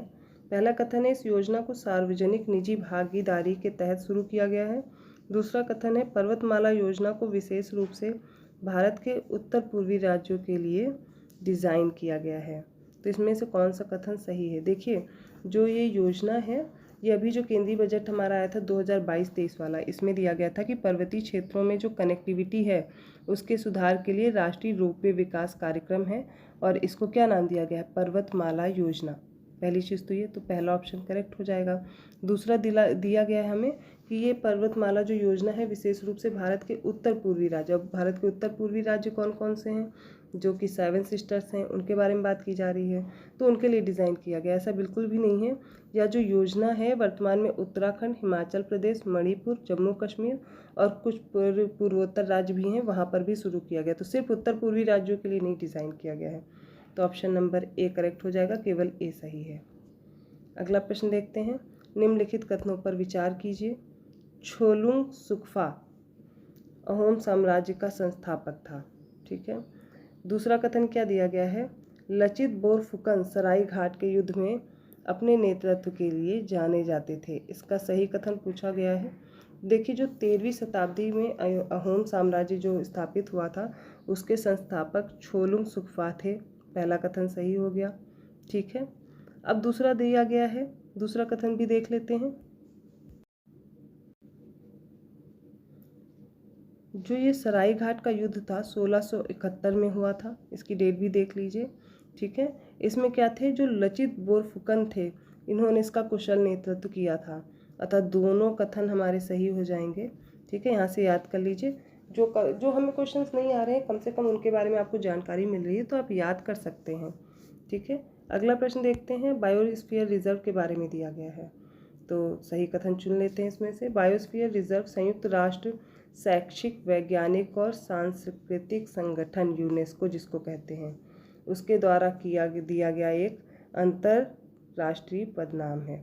अगला देखते हैं कथन, मुरा द्रवा डेन्यूब MDD को दुनिया का पहला 5 कंट्री बायोस्फीयर रिजर्व घोषित किया गया था। देखिए, ये दोनों ही कथन यहाँ पर सही हैं। जो बायोस्फीयर रिजर्व है ये यूनेस्को द्वारा दिया गया अंतर्राष्ट्रीय पदनाम है, और दूसरा कथन भी सही है, जो MDD है वो दुनिया का 5 कंट्री बायोस्फीयर रिजर्व घोषित किया गया है। ठीक है, तो ये दोनों ही हमें याद रखना है। अब भारत में कितने बायोस्फीयर रिजर्व हैं? 18 हैं। इनको याद रखना है, कौन कौन से यूनेस्को की लिस्ट में है ये भी देखना ज़रूरी है। ठीक है, तो MDD में कौन कौन आते हैं ये भी देख लेते हैं हम लोग। ये ऑस्ट्रिया, स्लोवेनिया, क्रोएशिया, हंगरी और सर्बिया में फैला हुआ है। ठीक है, तो MDD भी है क्या, इसको पूरा पढ़ लेते हैं। मुरा, ध्रुवा और डैन्यूब ये रिवर्स के नाम हैं, तो उन्हीं के क्षेत्र को लिया गया है। ठीक है, और इसका जो क्षेत्र है वो कुल क्षेत्रफल 1 मिलियन हेक्टेयर है, जिसे यूरोप का अमेज़न भी कहा जाता है। जल यूरोप का सबसे बड़ा नदी संरक्षित क्षेत्र है जो इसका रिजर्व है, याद रखिएगा। अगला हम लोग प्रश्न देखते हैं। 45वां प्रश्न है, निम्नलिखित कथनों पर विचार कीजिए। गंडक नेपाल हिमालय में धौलागिरी और माउंट एवरेस्ट के बीच से निकलती है, पहला कथन। दूसरा कथन देख लेते हैं। शारदा या सरयू जिसको बोलते हैं, उस नदी का उद्गम जो है वो नेपाल हिमालय में मिलाम हिमनद से होता है। फिर तीसरा कथन हमें दिया गया है, कोसी एक पूर्ववर्ती नदी है और इसका उद्गम गढ़वाल पहाड़ियों से होता है। इनमें से सही कथन का हमें चुनाव करके बताना है। तो पहला क्या दिया गया, जो गंडक नदी है, ये काली गंडक और त्रिशूर गंगा 2 नदियाँ जब आपस में आकर के मिलती हैं तो इनसे बनता है। और यह नेपाल हिमालय में धौलागिरी और जो माउंट एवरेस्ट है इन्हीं के बीच से निकलती। पहला कथन बिल्कुल सही हो जाता है। दूसरा कथन दिया गया है, जो शारदा या सरयू नदी है, ये इसका कहाँ से होता है उद्गम, ये मिलाम हिमनद से होता है। ठीक है, ये भी सही दिया गया है और इसे वहाँ पर गौरी गंगा के नाम से जाना जाता है। तीसरा कथन देख लेते हैं, जो कोसी है वो एक पूर्ववर्ती नदी है, ऐसा हमें दिया गया है, जिसका स्रोत क्या है, गढ़वाल पहाड़ियों में दिया गया है। क्या ये सही दिया गया है? बिल्कुल भी नहीं सही है। जो कोसी है ये पूर्ववर्ती नदी है और इसका स्रोत कहाँ है, माउंट एवरेस्ट के उत्तर में है। ठीक है, गढ़वाल हिमालय में नहीं होता है। गढ़वाल हिमालय, देखिए हिमालय का विभाजन जब देखते हैं, गढ़वाल और कुमाऊं उत्तराखंड वाला जो रीजन है वहाँ पे नहीं है। ये कहाँ पे है, माउंट एवरेस्ट के पास ही निकलती है। बिहार का इसे शोक के नाम से भी जाना जाता है। ठीक है, तो देखते हैं इसका क्या हो जाएगा उत्तर। इसका उत्तर हो जाएगा, कौन कौन से ऑप्शन सही है, पहला और दूसरा ए ऑप्शन सही हो जाएगा। ठीक है, अगला प्रश्न देखें। देखिए अच्छे से एक एक प्रश्न सॉल्व करते चलिए, क्योंकि अब समय कम है और जितने ही ज़्यादा प्रैक्टिस कर लेंगे उतना ही आपके लिए अच्छा है। ठीक है, तो अभी हम लोग 46 क्वेश्चन पे आ गए हैं और उसमें प्रश्न दिया गया है, सोलोमन जो द्वीप है वो स्थित है कहाँ पर है। 4 ऑप्शन दिए गए हैं, ऑस्ट्रेलिया के उत्तर पूर्व में, ऑस्ट्रेलिया के दक्षिण पूर्व में, फिजी के दक्षिण में या पापुआ न्यू गिनी के पश्चिम में। तो देखिए जो ऑस्ट्रेलिया है, ऑस्ट्रेलिया में हम बात करते हैं तो ये कहाँ पर है, सोलोमन आइलैंड उत्तर पूर्व। कहाँ पे है, उत्तर पूर्व में है। पहला ऑप्शन सही हो जाएगा। अब अगला हमें दिया गया प्रश्न, अल नीनो के संदर्भ में कुछ कथन दिए गए। अल नीनो क्या है, यह एक जलवायु पैटर्न है जो पश्चिमी उष्णकटिबंधीय प्रशांत महासागर में सतही जल के असमान रूप से गर्म होने का वर्णन करता है। और अल नीनो एक घटना जो ये है ये नियमित है। अब इनमें से हमें क्या बताना है, सही कथन बताना है। तो अल नीनो के बारे में जो पहला कथन दिया गया है, अल नीनो एक जलवायु पैटर्न है जो पश्चिमी उष्णकटिबंधीय प्रशांत महासागर, ये पश्चिमी नहीं होगा, यहाँ पर क्या हो जाएगा, पूर्वी उष्णकटिबंधीय प्रशांत महासागर में सतही जल के असमान रूप से गर्म होने का वर्णन करता है। देखिए जो पेरू करंट है, जो ये ऑस्ट्रेलिया नहीं, ये जो साउथ अमेरिका वाला पोर्शन है, यहाँ पर हम देखते हैं जो जल है वो असामान्य रूप से क्या होता है, गर्म होने लगता है। जहाँ पर पेरू या फिर हमबोल्ट करंट चलती है वहाँ की बात ये कर रहे हैं।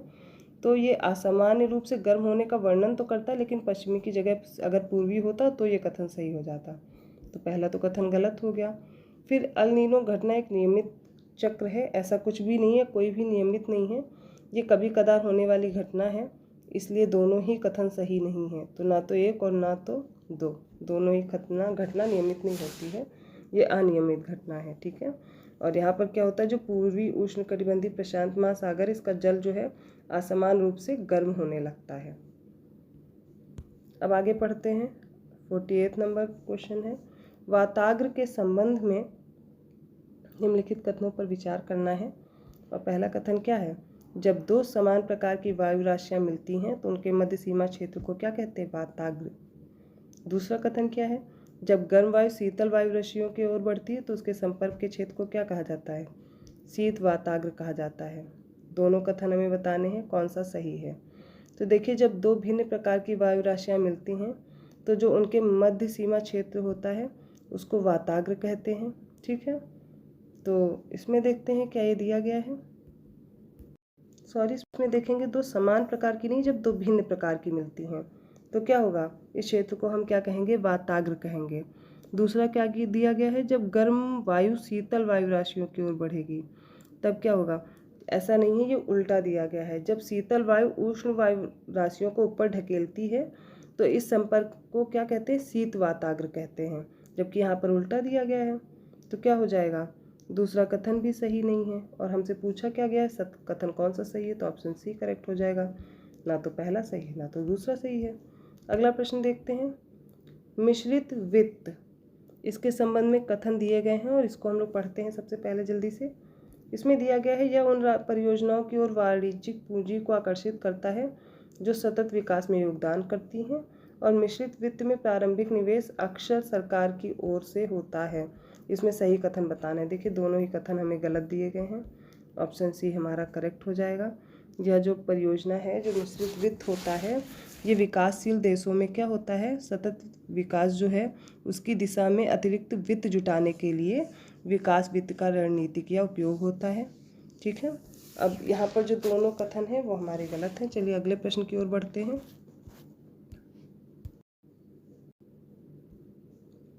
लैटेराइट मृदा के संदर्भ में निम्नलिखित कथनों पर विचार कीजिए। क्या क्या है कथन, लैटेराइट मृदा निम्न तापमान और निम्न वर्षा वाले क्षेत्रों में विकसित होती है। पहला कथन ये दिया गया है। दूसरा कथन है, लैटेराइट मृदा का अपरदन होने की संभावना रहती है। दूसरा कथन है, यह मृदा कॉफ़ी और चाय की खेती के लिए उपयोगी है। इन तीनों कथनों में से हमें बताना है कौन सा कथन सही है। देखिए, जो लैटेराइट मृदा है ये खासकर वहाँ पर पाई जाती है जहाँ पर आर्द्र और शुष्क मौसम होता है। इसके साथ उष्णकटिबंधीय और उपोष्णकटिबंधीय जलवायु के तहत ये विकसित होती है। तो जहाँ पर भारी वर्षा होगी वहाँ पर तीव्र निक्षालन भी होगा, तो अपरदन भी होने की संभावना क्या रहेगी, ज़्यादा रहती है। तो जो पहला कथन हमें दिया गया है वो तो गलत दिया गया है, क्योंकि निम्न तापमान दे दिएगा, निम्न वर्षा, जबकि ये क्या है, आर्द्र और शुष्क मौसम के साथ में पाई जाती है जहाँ पर वर्षा अधिक होती है। तो जब वर्षा अधिक होती है उसकी वजह से अपरदन ज़्यादा होता है। दूसरा कथन सही है। यहाँ पर क्या, मृदा में इसमें कॉफ़ी और चाय की खेती ज़्यादा की जाती है, जैसे तमिलनाडु, आंध्र प्रदेश, केरल, यहाँ पर क्या होता है, काजू जैसी फसलें ज़्यादा उगाई जाती हैं। तो ऑप्शन नंबर कौन सा करेक्ट हो जाएगा, बी। 2 और 3 सही है ना। 51वां क्वेश्चन देख लेते हैं। कुछ कथन हैं और सही कथन का हम लोग, या फिर सॉरी, इसमें से हमें क्या करना है, पहचानना है कि कौन से बादल हैं। ठीक है, कथनों के आधार पे हम पहचानने की कोशिश करेंगे। ये परतदार बादल होते हैं जो कि आकाश के बहुत ही बड़े भाग पर फैले होते हैं। दूसरा दिया गया, ये बादल सामान्यतः या तो ऊष्मा के ह्रास या अलग अलग तापमानों पर हवा के आपस में मिश्रित होने से बनते हैं। तो बादल क्या, देखो सबसे पहले जो छोटी छोटी बूंदें होती हैं वो क्या होते हैं, आपस में संघनन के कारण बादल बनाती हैं। और कितने प्रकार के बादल होते हैं, पक्षाभ होते हैं, कपासी होते हैं, स्त्री मेघ होते हैं, वर्षा मेघ होते हैं। ठीक है, इस तरह के क्या होते हैं, बादल होते हैं। अब हमें देखिए, जो कुछ दिए गए हैं इनके आधार पे हमें बताना है कौन कौन से बादल होते हैं। जो पक्षाभ मेघ होते हैं वो 8000 से 12000 मीटर तक की ऊंचाई तक पाए जाते हैं, और ये पतले होते हैं, बिखरे होते हैं। और क्या होता है, पंख जो इनके होते हैं वो पंख के समान प्रतीत होते हैं, सफ़ेद रंग के। पहला तो ये हो गया। तो क्या ये परतदार बादल के बारे में हमें दिया गया है, तो बिल्कुल नहीं। दूसरा देखते हैं, कपासी मेघ रुई के समान दिखाई देते हैं और 4000 से 7000 मीटर की ऊंचाई पे बनते हैं, छितरे छितरे होते हैं, इधर उधर बिखरे बिखरे दिखते हैं। अब तीसरे प्रकार के होते हैं स्त्री मेघ। ठीक है, ये परतदार बादल होते हैं। देखिए हमें मैच कर रहा है, ये परतदार बादल होते हैं जो कि क्या होते हैं, आकाश में बहुत बड़े भाग पर फैले होते हैं। और ये बादल सामान्यतः ऊष्मा का ह्रास या अलग अलग तापमानों पर हवा के आपस में मिश्रित होने से बनते हैं। तो ये किस प्रकार के मेघ हैं, स्त्री मेघ हैं। ठीक है, अगले भी जान लेते हैं। वर्षा में काले या गहरे स्लेटी कलर के होते हैं ये मध्य स्तरों पर या फिर पृथ्वी की सतह के काफ़ी नज़दीक होते हैं, कम ऊंचाई पर पाए जाते हैं। ठीक है, ऐसे लगता है हम इनको छू सकते हैं। ठीक है, तो ये किस प्रकार के होते हैं? वर्षा मेघ होते हैं। ऑप्शन नंबर सी करेक्ट हो जाएगा। अगला प्रश्न देखते हैं। निम्नलिखित कथनों पर विचार कीजिए। रिवर्स रेपो सामान्यीकरण में केंद्रीय बैंक रिवर्स रेपो दरें बढ़ाता है। पहला कथन है। दूसरा कथन दिया गया, रिवर्स रेपो सामान्यीकरण का उद्देश्य मुद्रास्फीति पर अंकुश लगाना है। इनमें से सही कथन का हमें चुनाव करना है और इसमें दोनों ही कथन हमें सही दिए गए हैं, इसलिए ऑप्शन सी हमारा करेक्ट हो जाएगा। अगला प्रश्न देखते हैं। निम्नलिखित कथनों पर विचार कीजिए। क्या क्या कथन दिए गए हैं और इनसे हमें सही कथन ढूंढना होगा। बाघ संरक्षण पर चौथा एशिया मंत्री स्तरीय सम्मेलन मलेशिया सरकार और ग्लोबल टाइगर फोरम GTF द्वारा आयोजित किया गया था। फिर दिया गया है 29 जुलाई को अंतर्राष्ट्रीय बाघ दिवस के रूप में मनाया जाता है। फिर तीसरा दिया गया है हमें वैश्विक बाघ आबादी 70% से अधिक भारत में है। तो बिल्कुल सही दिया गया। ये आपको पता होगा, विश्व के जो बाघ की आबादी का 70% से भी अधिक कहाँ पे है? भारत में है। 29 जुलाई को अंतर्राष्ट्रीय बाघ दिवस के रूप में मनाते हैं हम लोग। और अभी जो बाघ संरक्षण पर चौथा एशिया मंत्री स्तरीय सम्मेलन हुआ था वो मलेशिया सरकार और ग्लोबल टाइगर फोरम के द्वारा आयोजित किया गया था, GTF द्वारा। ठीक है,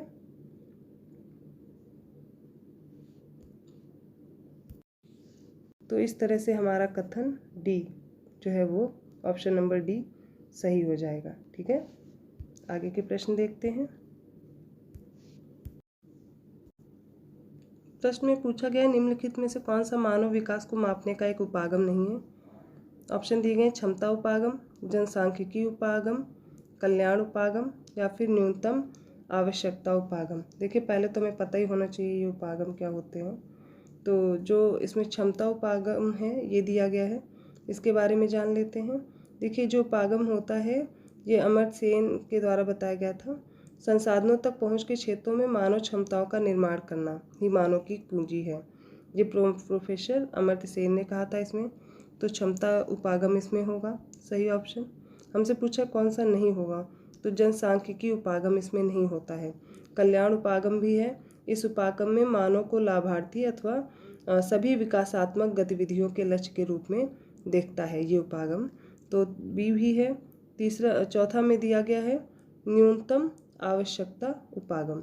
ठीक है, तो ये तीनों हैं, कौन सा नहीं है? बी नहीं है, जनसांख्यिकी उपागम। अगला प्रश्न देखते हैं। देखिए, एक हमें जानकारी दी गई है, इसके आधार पे हमें बतानी है कि ये कौन सी फसल होगी। देखें, चलिए इसको पढ़ लेते हैं। सबसे पहले कथन को, यह पौधा समुद्र तल से 2000 मीटर की ऊंचाई पर अच्छी तरह से बढ़ता है। पहला फैक्ट देखिए, इसे 12 घंटे के फोटो पीरियड सूर्य प्रकाश की आवश्यकता होती है। यह कई अलग अलग प्रकार की मृदा में उगता है, लेकिन 6 से 8 pH के मध्य कैल्शियम ह्यूमस युक्त और अच्छी तरह से शुष्क मृदा में सबसे अच्छा पनपता है। इसके लिए प्रतिवर्ष 1000 से 1500 mm की पर्याप्त वर्षा की भी आवश्यकता होती है। कौन सी फसल है? चाय, कॉफ़ी, बाजरा या फिर केसर। अब इनमें से हमें पहचानना है किसके लिए ऐसा दिया गया है। ठीक है, सबसे पहले देखिए यहीं से हम लोग पहचान लेते हैं, समुद्र तल से 2000 मीटर की ऊंचाई, मतलब काफ़ी अच्छी ऊंचाई पर ये होता है। दूसरा क्या दिया गया है, इसको 12 घंटे का फोटो पीरियड चाहिए होता है। ठीक है, मतलब सूर्य के प्रकाश की आवश्यकता होती है। और 6 से 8 तक का इसको pH चाहिए होता है। और मृदा में क्या होगा, ह्यूमस ज़्यादा होना चाहिए। तो किस मृदा में ह्यूमस की अधिकता होती है ये हमें पता होना चाहिए। तो ठीक है, बताते हैं। तो जो कैल्केरियस मृदा होती है उसमें क्या होता है, प्रचुर मात्रा में कैल्शियम कार्बोनेट होता है। ह्यूमस युक्त अच्छी तरह से शुष्क मृदा होती है। और इसके लिए इसका pH कितना होता है, 6 से 8 तक होता है। तो यहाँ पर ये करेवा क्षेत्र की बात की जा रही है जहाँ पर केसर उगाया जाता है। किसकी बात की जा रही है? केसर वाले क्षेत्र के लिए सबसे उपयुक्त बात की जा रही है। तो इसका ऑप्शन नंबर डी करेक्ट हो जाएगा। अगला प्रश्न देखते हैं। 56 नंबर प्रश्न है हमारा। इसमें दिया गया है शिपिंग और नेविगेशन के लिए अंतर्देशीय जलमार्गों का विकास और विनियमन के लिए भारतीय अंतर्देशीय जलमार्ग प्राधिकरण IWAI इसका गठन किया गया था। पहला कथन है। दूसरा कथन क्या है, सभी जलमार्ग केंद्र सरकार के दायरे में आते हैं। हमें बताना है कौन सा कथन सही है, पहला या दूसरा, या दोनों सही हैं। देखिए इस प्रश्न का केवल पहला ही कथन सही है। क्यों? क्योंकि सभी जलमार्ग केंद्र सरकार के दायरे में नहीं आते, कुछ राज्य सरकार के भी दायरे में आते हैं। ठीक है, तो और ये जो शिपिंग और नेविगेशन के लिए अंतर्देशीय जलमार्ग है, इनके विकास और नियमन के लिए भारतीय अंतर्देशीय जलमार्ग प्राधिकरण है, इसका गठन किया गया था। तो पहला कथन सही हो जाएगा। अगला दिया गया है प्रश्न, भोजन संग्रह के संदर्भ में निम्नलिखित कथनों पर हमें विचार करना है। क्या क्या दिया गया है, यह कार्य कठोर जलवायविक दशाओं में किया जाता है। और दूसरा कथन दिया गया, भोजन संग्रह केवल उच्च अक्षांशीय क्षेत्र जैसे उत्तरी कनाडा, उत्तर यूरेशिया और दक्षिण चिली में किया जाता है। अब हमें बताना है इसमें से कौन सा कथन सही है, पहला सही है, दूसरा सही है, दोनों सही है। देखिए जो भोजन संग्रह है वो कठोर जलवायविक दशाओं वाले क्षेत्र में किया जाता है। यहाँ पर क्या होता है, भोजन का संग्रहण कर लिया जाता है। ठीक है, अब बताया गया है यहाँ पर कि जो भोजन संग्रह है, पहला कथन तो सही हो गया। ठीक है, दूसरा पूछा गया है जो भोजन संग्रह है वो किन भागों में किया जाता है, जैसे उच्च अक्षांशीय क्षेत्र इसमें दे दिया गया, उत्तरी कनाडा, उत्तरी यूरेशिया, दक्षिण चिली, केवल एक मतलब उच्च अक्षांशीय क्षेत्र दिए गए हैं। किंतु यह दो भागों में होता है, उच्च अक्षांशीय क्षेत्र में भी होता है और निम्न अक्षांश क्षेत्र में भी होता है। जो उच्च अक्षांश क्षेत्र हैं उनमें क्या क्या आ जाएगा, उत्तरी कनाडा आएगा, उत्तरी यूरेशिया आएगा, दक्षिण चिली आएगा। लेकिन जो निम्न अक्षांश वाले क्षेत्र होंगे, जैसे अमेजन बेसिन हो गया, अफ्रीका हो गया, उष्णकटिबंधीय क्षेत्र, ऑस्ट्रेलिया हो गया, दक्षिण पूर्व एशिया हो गया, ये भाग भी इसमें शामिल होते हैं।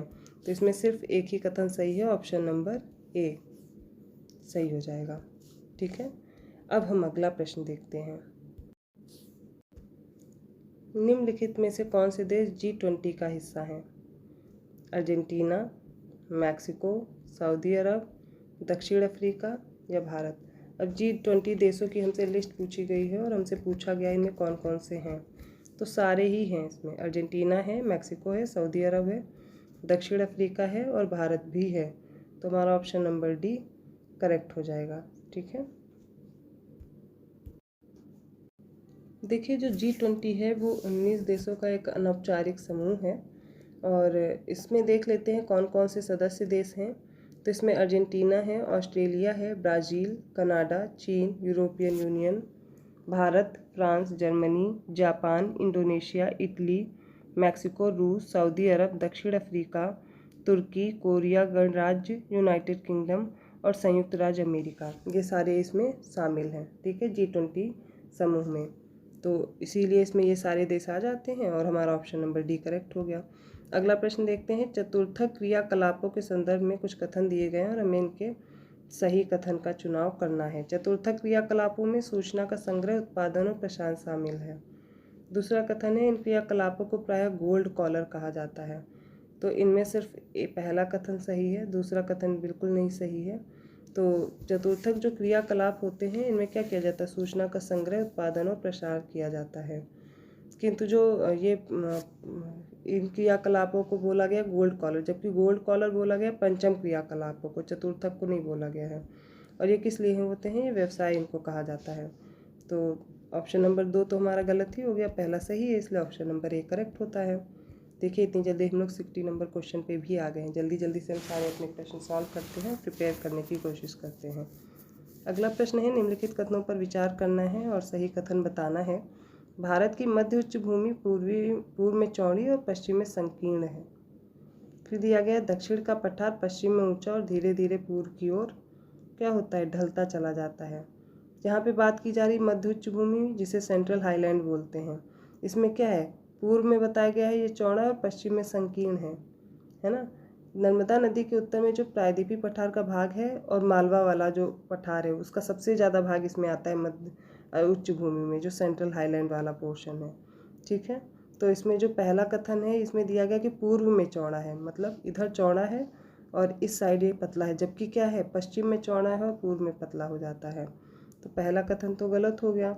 दूसरा कथन दिया गया, जो दक्षिण का पठार है पश्चिम में ऊंचा है और धीरे धीरे पूर्व की ओर ढाल, जो देखिए इसको हम अच्छे से समझ लेते हैं। जो पश्चिमी ढाल है इसकी ढाल किधर है, नीचे की तरफ, ये वाला भाग ऊंचा है।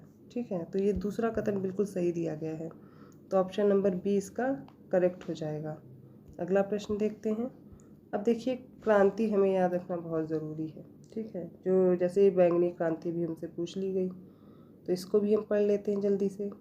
जो बैंगनी क्रांति शब्द है वो कभी कभी समाचारों में पाया जाता है और किससे संबंधित है। सबसे पहले इसको जानते हैं, केसर की खेती, लेवेंडर की खेती, ब्लूबेरी की खेती या फिर अंजीर की खेती। तो याद रखिए, जो बैंगनी क्रांति है वो लेवेंडर की खेती से संबंधित है, ठीक है। और ये कहाँ पे होता है, जम्मू कश्मीर वाले क्षेत्र में। इसको हम देखते हैं। ये जो इसका जो मिशन है लेवेंडर खेती का, बैंगनी क्रांति जिसको बोलते हैं, ठीक है। आगे हम लोग पढ़ते हैं। अगला प्रश्न है, निम्नलिखित कथनों पर विचार करिए और सही कथन भी चुनते हैं। जूट दुनिया में दूसरा सबसे प्रचुर मात्रा में पाए जाने वाला प्राकृतिक रेशा है। ये कथन हमें दिया गया है। फिर हमें दिया गया है, बांग्लादेश जूट का दुनिया का सबसे बड़ा उत्पादक देश है। तो बताइए कौन सा कथन सही है। तो बांग्लादेश दुनिया का सबसे बड़ा उत्पादक देश नहीं है, ठीक है। पहला दिया गया है ये सही है। जो जूट है दुनिया में दूसरा सबसे प्रचुर मात्रा में पाए जाने वाला प्राकृतिक रेशा है, ठीक है। तो जूट का उत्पादन सबसे ज़्यादा कौन करता है दुनिया में, भारत करता है, अपना भारत करता है। तो 62 का कौन सा उत्तर सही हो जाएगा, ऑप्शन नंबर ए। अगर यहाँ पर भारत दिया होता तो सही हो जाता।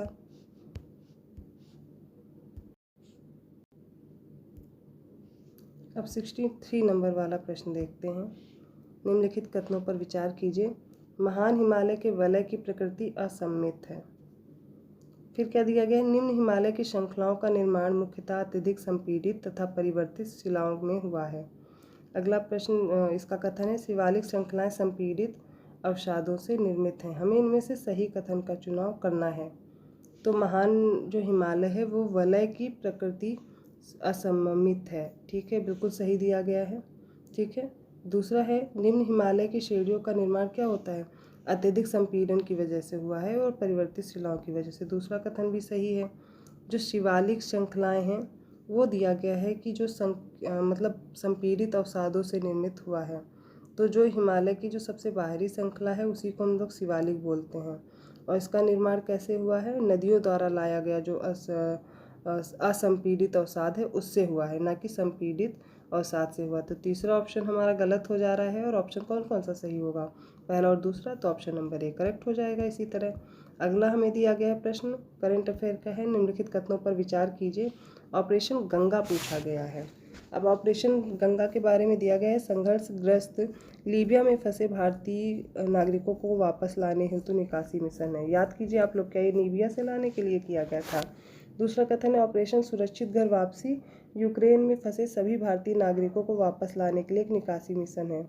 देखिए दोनों कथन में क्या किया गया है, उल्टा कर दिया गया है। जो ऑपरेशन गंगा है वो उसका कथन ये दिया गया है, जो ऑपरेशन सुरक्षित घर वापसी है वो लीबिया में जो फंसे लोग थे 2011 में उसके लिए किया गया था। वहाँ पे गृह युद्ध हो गया था, उसी में फंसे थे, वहाँ से भारतीय नागरिकों को वापस लाया गया था। जबकि जो ऑपरेशन गंगा है जो यूक्रेन में अभी वॉर हुई थी उसी में भी जो फंसे जो भारतीय नागरिक थे उनकी निकासी के लिए यह मिशन किया गया था 2022 में। तो यहाँ पर कथन कौन से सही हो जाएंगे, दोनों ही गलत दिए गए हैं और सही ऑप्शन हमें चुनना है। तो ऑप्शन नंबर डी सही हो जाएगा कि ना तो एक सही है और ना ही दो सही है। अगला प्रश्न देखते हैं हम लोग, निम्नलिखित कथनों पर विचार कीजिए। भारत में पहला सीमेंट संयंत्र 1904 में चेन्नई में स्थापित किया गया था। दूसरा कथन है, अकार्बनिक रसायनों में पेट्रोकेमिकल्स फार्मास्यूटिकल शामिल है। इनमें से हमें बताना है कि कौन सा कथन हमें सही दिया गया है। तो भारत का जो पहला सीमेंट संयंत्र था वो 1904 में चेन्नई में स्थापित किया गया था, बिल्कुल सही दिया गया है। और अकार्बनिक रसायनों में पेट्रोकेमिकल्स और फार्मास्यूटिकल्स का उपयोग किया जाता है, ये शामिल है, ये हमें गलत दिया गया है। इसमें क्या है, सल्फ्यूरिक एसिड का यूज़ किया जाता है, नाइट्रिक एसिड, क्षार, सोडा एस और ये कास्टिक सोडा, ये सब इसमें शामिल है। तो ऑप्शन नंबर क्या होगा, ए करेक्ट हो जाएगा क्योंकि ए ही सही है, ठीक है। अगला प्रश्न है, सिटी स्प्रिंट प्रक्रिया तथा टूल बॉक्स ऑफ सॉल्यूशंस हाल ही में समाचारों में देखा गया था। अब यह किससे संबंधित है ये हमें बताना है, विश्व बैंक से, नीति आयोग से, विश्व आर्थिक मंच से या फिर विश्व संसाधन संस्थान से। तो जो ये सिटी स्प्रिंट प्रक्रिया है, टूल बॉक्स ऑफ सॉल्यूशंस, ये किससे संबंधित है, ये है विश्व आर्थिक मंच से संबंधित है, ठीक है, याद रखिएगा। अगला हम लोग प्रश्न देखते हैं। कार्बनिक प्रकाश उत्सर्जक डायोड OLED के बारे में पूछा गया है और इन कथनों के बारे में हमें सही कथन चुनना है। एक कार्बनिक प्रकाश उत्सर्जक डायोड में होल इंजेक्शन लेयर में प्रकाश उत्पन्न होता है। फिर दिया गया है इसमें कथन OLED डिस्प्ले पर प्रत्येक पिक्सल स्वयं प्रकाश बनाता है। इनमें से कौन सा कथन हमें सही दिया गया है? तो हमें सिर्फ दूसरा कथन सही दिया गया, पहला कथन गलत है। जो OLED है ये डिस्प्ले पैनल पर प्रत्येक पिक्सल बैकलाइट पर निर्भर होने की बजाय अपना स्वयं प्रकाश ही उत्पन्न करता है, ठीक है। और ये OLED है जो स्वयं का प्रकाश बना रहा है। तो पहला कथन हमें इसमें गलत दिया गया है और दूसरा कथन बिल्कुल सही दिया गया है। अगला प्रश्न देख लेते हैं।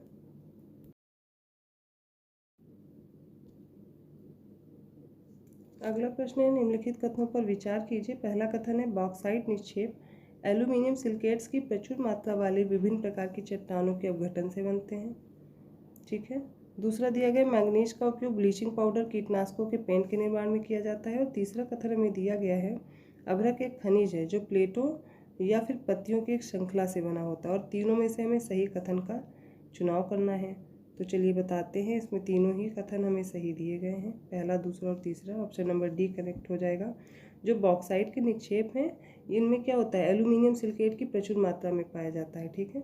और दूसरा हमें दिया गया मैग्नीज के बारे में, इसका प्रयोग ब्लीचिंग पाउडर में भी किया जाता है, कीटनाशकों में किया जाता है, पेंट के निर्माण में किया जाता है। और अभ्रक एक प्रकार का खनिज है जो प्लेट और पत्तियों की एक श्रृंखला से बना होता है और इसको क्या करते हैं, आसानी से पतली पतली चादरों में विभाजित कर लेते हैं। तो तीनों कथन इसीलिए हमारे सही हो गए। अगला प्रश्न है 69 नंबर का और इसमें हम जानते हैं कि निम्नलिखित राज्यों पर विचार करना है और इसमें से हमें बताना क्या है, किस राज्य में भूरे या लिग्नाइट कोयले का भंडार है। अब हमें भूरे या फिर लिग्नाइट जो कोयला होता है उसके भंडार का पता लगाना है। कहाँ कहाँ पाए जाते हैं, तमिलनाडु, अरुणाचल प्रदेश, जम्मू कश्मीर और पुडुचेरी। इनमें से बताना है हमें किस में पाए जाते हैं, भूरे या फिर लिग्नाइट किस्म के जो कोयले का भंडार है ये कहाँ कहाँ मिलेगा। तो इसका ऑप्शन नंबर सी करेक्ट हो जाएगा। तीनों जगह कौन कौन सा है, तमिलनाडु है, अरुणाचल प्रदेश है और जम्मू कश्मीर है। यहाँ पर पुदुचेरी लेकिन नहीं है, ठीक है, ये नहीं होगा और बाकी सारे होंगे, ठीक। अब कोयले में भी आप लोग जान लीजिए, देखिए कितने प्रकार का होता है, एंथ्रेसाइट, बिटुमिनस, लिग्नाइट और पीट तरह का होता है। जो एंथ्रेसाइट होता है इसमें जो कार्बन की मात्रा होती है वो 80 से 95% होती है, सबसे अच्छा कोयला होता है, ठीक है। तो चलिए आगे पढ़ते हैं हम लोग। भूचुंबकीय तूफान के संदर्भ में निम्नलिखित कथनों पर विचार करना है हमें और सही कथन का फिर से चुनाव करना है। तब से हम लोग सही कथन ही चुन रहे हैं और वहाँ पे ध्यान दीजिएगा, सही कथन ही ना चुनने लगेगा, गलत कथन भी आ सकते हैं। ज़्यादातर यही पूछा जाता है कि कौन सा कथन सही नहीं है। तो यहाँ पे सबसे पहले देखते हैं, भूचुंबकीय तूफान बनने के लिए उत्तर की ओर निर्देशित सौर पवन चुंबकीय क्षेत्र का होना अनिवार्य है। क्या ऐसा सही है? उच्च गति वाली सौर पवन धारा सौर पवन विक्षोभ के लिए अनुकूल नहीं है और इनमें से हमें सही कथन का चुनाव करना है। कथन एक सही है, दो सही है या सारे कथन सही हैं। तो देखिए क्या होता है, जो भूचुंबकीय तूफान का निर्माण होता है इसको निर्माण करने वाली जो सौर पवनें होती हैं वो मुख्य रूप से मैग्नेटोस्फीयर में दक्षिण दिशा में प्रवाहित होने वाली सौर पवनें उच्च गति से काफ़ी लंबी अवधि तक प्रवाहित होती हैं। तो पहला कथन इसलिए गलत है। और जो दूसरा कथन हमें दिया गया है, हाँ, उच्च गति वाली जो सौर पवन धारा है ये पवन विक्षोभ के लिए अनुकूल नहीं है, ऐसा गलत दिया गया है। जो उच्च गति वाली सौर पवनें होती हैं ये पवन विक्षोभ के लिए अनुकूल होती हैं, इसलिए ऑप्शन नंबर डी सही हो जाएगा। यहाँ पे ना तो पहला कथन सही है और ना ही दूसरा कथन सही दिया गया है। अब हमें मिलेट के संबंध में, मोटे अनाज जिन्हें बोलते हैं, इनके संबंध में कुछ कथन दिए गए हैं और इन्हीं से हमें चुनाव करना है सही उत्तर का। तो दिया गया है, बाजरा रेतीली और काली मिट्टी में अच्छी तरह से उगता है, पहला कथन। दूसरा क्या दिया गया है हमें, वर्ष 2023 को अंतर्राष्ट्रीय मिलेट वर्ष के रूप में मनाया जाएगा। और तीसरा कथन दिया गया है, मिलेट कार्बन में फुटप्रिंट को कम करने और बहुत कम जल के साथ उष्ण जलवायु में जीवित रहने तथा वृद्धि करने की क्षमता होती है। देखिए तीनों ऑप्शन हमें सही दिए गए हैं। बाजरा क्या है, रेतीली और काली मिट्टी में अच्छी तरह से उगता है और जो 2023 का साल है वो अंतर्राष्ट्रीय मिलेट वर्ष के रूप में जाना जाएगा। और दिया गया है मिलेट में कार्बन फुटप्रिंट को कम करने और बहुत कम जल के साथ उष्ण जलवायु में जीवित रहने तथा वृद्धि करने की इसमें क्षमता होती है। Option number D is correct. 72 number question पे हम लोग आ गए हैं। निम्नलिखित राज्यों पर विचार करना है और बताना है। क्या बताना है? पंजाब, राजस्थान, उड़ीसा और तमिलनाडु में से किस राज्य में भूजल उपयोग की दर सर्वाधिक है? कौन कौन से हैं इसमें? पंजाब दिया गया है, राजस्थान दिया गया है और उसके साथ साथ उड़ीसा और तमिलनाडु भी दिया गया है। तो इसमें कौन कौन हो जाएंगे? पंजाब, राजस्थान और तमिलनाडु। उड़ीसा नहीं है इसमें। क्या है? भूजल उपयोग की दर यहाँ पर सर्वाधिक है। ऑप्शन नंबर डी करेक्ट हो जाएगा। ठीक है। क्या है? जो पंजाब, हरियाणा, राजस्थान, तमिलनाडु, इन सब राज्यों में क्या है? भूजल का उपयोग सबसे ज़्यादा होता है। जैसे छत्तीसगढ़, उड़ीसा, केरल, ये सब क्या है? ये भौमजल का बहुत ही कम उपयोग कर पाते हैं। और जो तीसरे तरह के हैं, गुजरात, यूपी, बिहार, त्रिपुरा, महाराष्ट्र, ये क्या करते हैं? भौमजल संसाधनों का मध्यम दर से उपयोग करते हैं। ठीक है। अगला देखते हैं एक्रोमेगैली। चलिए पढ़ के देख लेते हैं। एक्रोमेगैली क्या है? यह एक हार्मोनल विकार है और यह एक कैंसरिक ट्यूमर के कारण होता है बनने का। तीसरा हमें ऑप्शन क्या दिया गया है? हाथ और पैरों में वृद्धि इसके सामान्य लक्षण है। हाथ और पैरों में क्या होती है? वृद्धि होने लगती है। अब इसमें से हमें बताना है कौन सा ऑप्शन सही है। देखिए, जो एक्रोमेगैली है वो एक प्रकार का हार्मोनल विकार होता है। बिल्कुल सही दिया गया है। इसमें क्या होता है? जो पिट्यूटरी ग्रंथि है, इसमें से जो ग्रोथ हार्मोन का सिक्रीशन होता है वो बहुत ज़्यादा हो जाता है, तो एक्रोमेगैली हो जाती है। मतलब इसमें क्या होगा? ग्रोथ हार्मोन का सिक्रीशन बढ़ जाएगा, तो वहाँ पे क्या होगी? एक्रोमेगैली। लेकिन ये कैंसर नहीं कॉज करता है, ट्यूमर नहीं बनता इससे। लेकिन हाथ पर देखिए ग्रोथ हार्मोन ज़्यादा सिक्रीट होगा तो क्या होगा? असामान्य वृद्धि होती जाएगी, जिसे हम क्या कहते हैं जी? अतिकायिका। ठीक है। तो इसमें देखते हैं ऑप्शन नंबर जो तीसरा है वो भी कथन सही है, तो ऑप्शन नंबर सी सही हो जाएगा। अगला प्रश्न है, निम्नलिखित कथनों पर उच्चार कीजिए।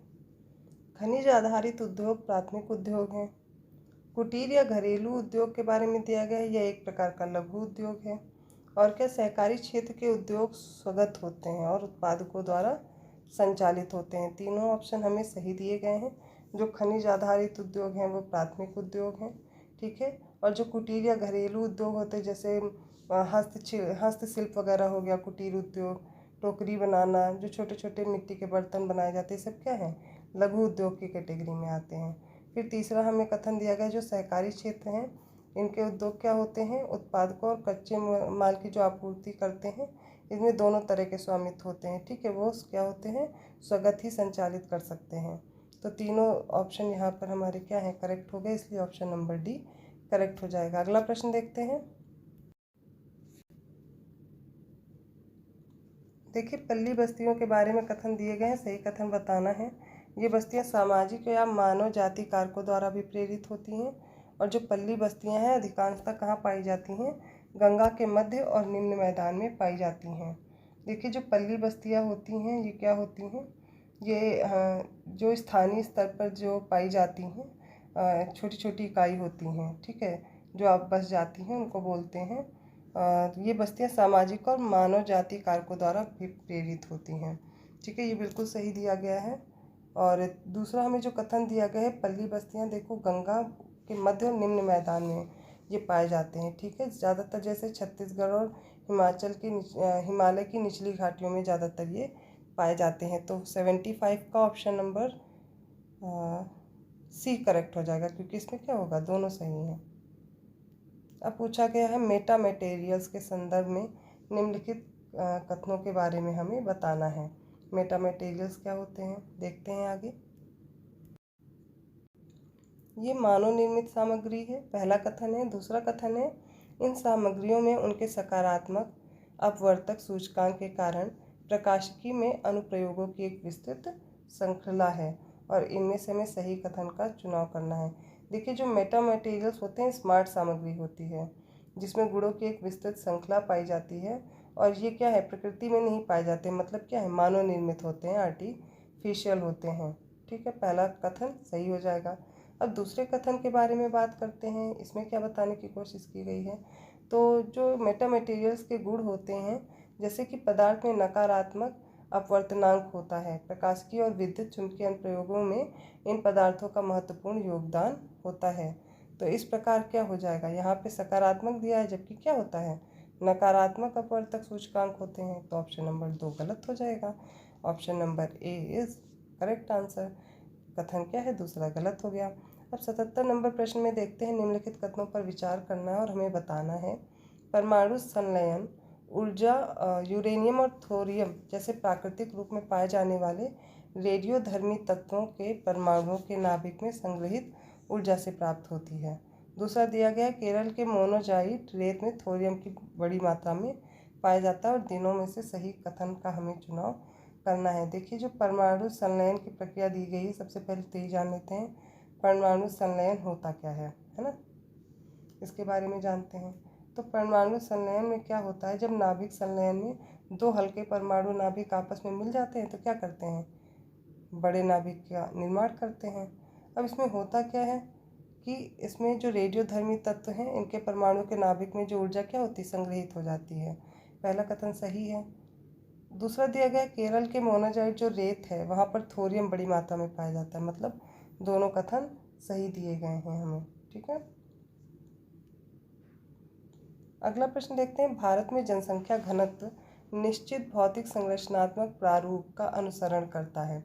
उपरोक्त प्रारूप को देखते हुए निम्नलिखित में से कौन सा भौगोलिक क्षेत्र घनी आबादी वाला है, ये हमें बताना है। बहुत ईजी प्रश्न है ये।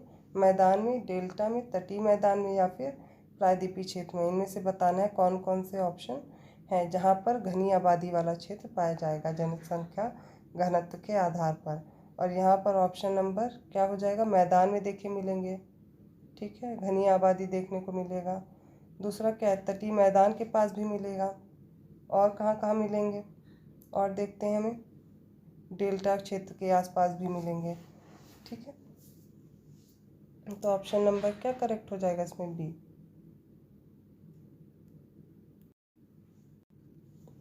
देखिए, यहाँ पर भौतिक संरचनात्मक प्रारूप पूछा गया था, इसलिए मैदान, डेल्टा और तटीय मैदान यहाँ पर सही हुए हैं, ठीक है। अगला प्रश्न देखते हैं हम लोग। अब हमें बताना है भारत स्थित न्यूट्रिनो वेधशाला INO, ठीक है, इसके संबंध में कथन दिए गए हैं, सही कथन चुनना है। यह परियोजना भारत सरकार के परमाणु ऊर्जा विभाग DAE तथा विज्ञान और प्रौद्योगिकी विभाग जो DST है द्वारा संयुक्त रूप से वित्त पोषित है। और दूसरा दिया गया है, INO केवल वायुमंडलीय न्यूट्रॉनों का अध्ययन करेगा। दोनों कथन हमको बिल्कुल सही दिए गए हैं। चलिए आगे बढ़ते हैं। निम्नलिखित कथनों पर विचार करना है और बताना है सही कथन। जल्दी से सॉल्व कर लेते हैं।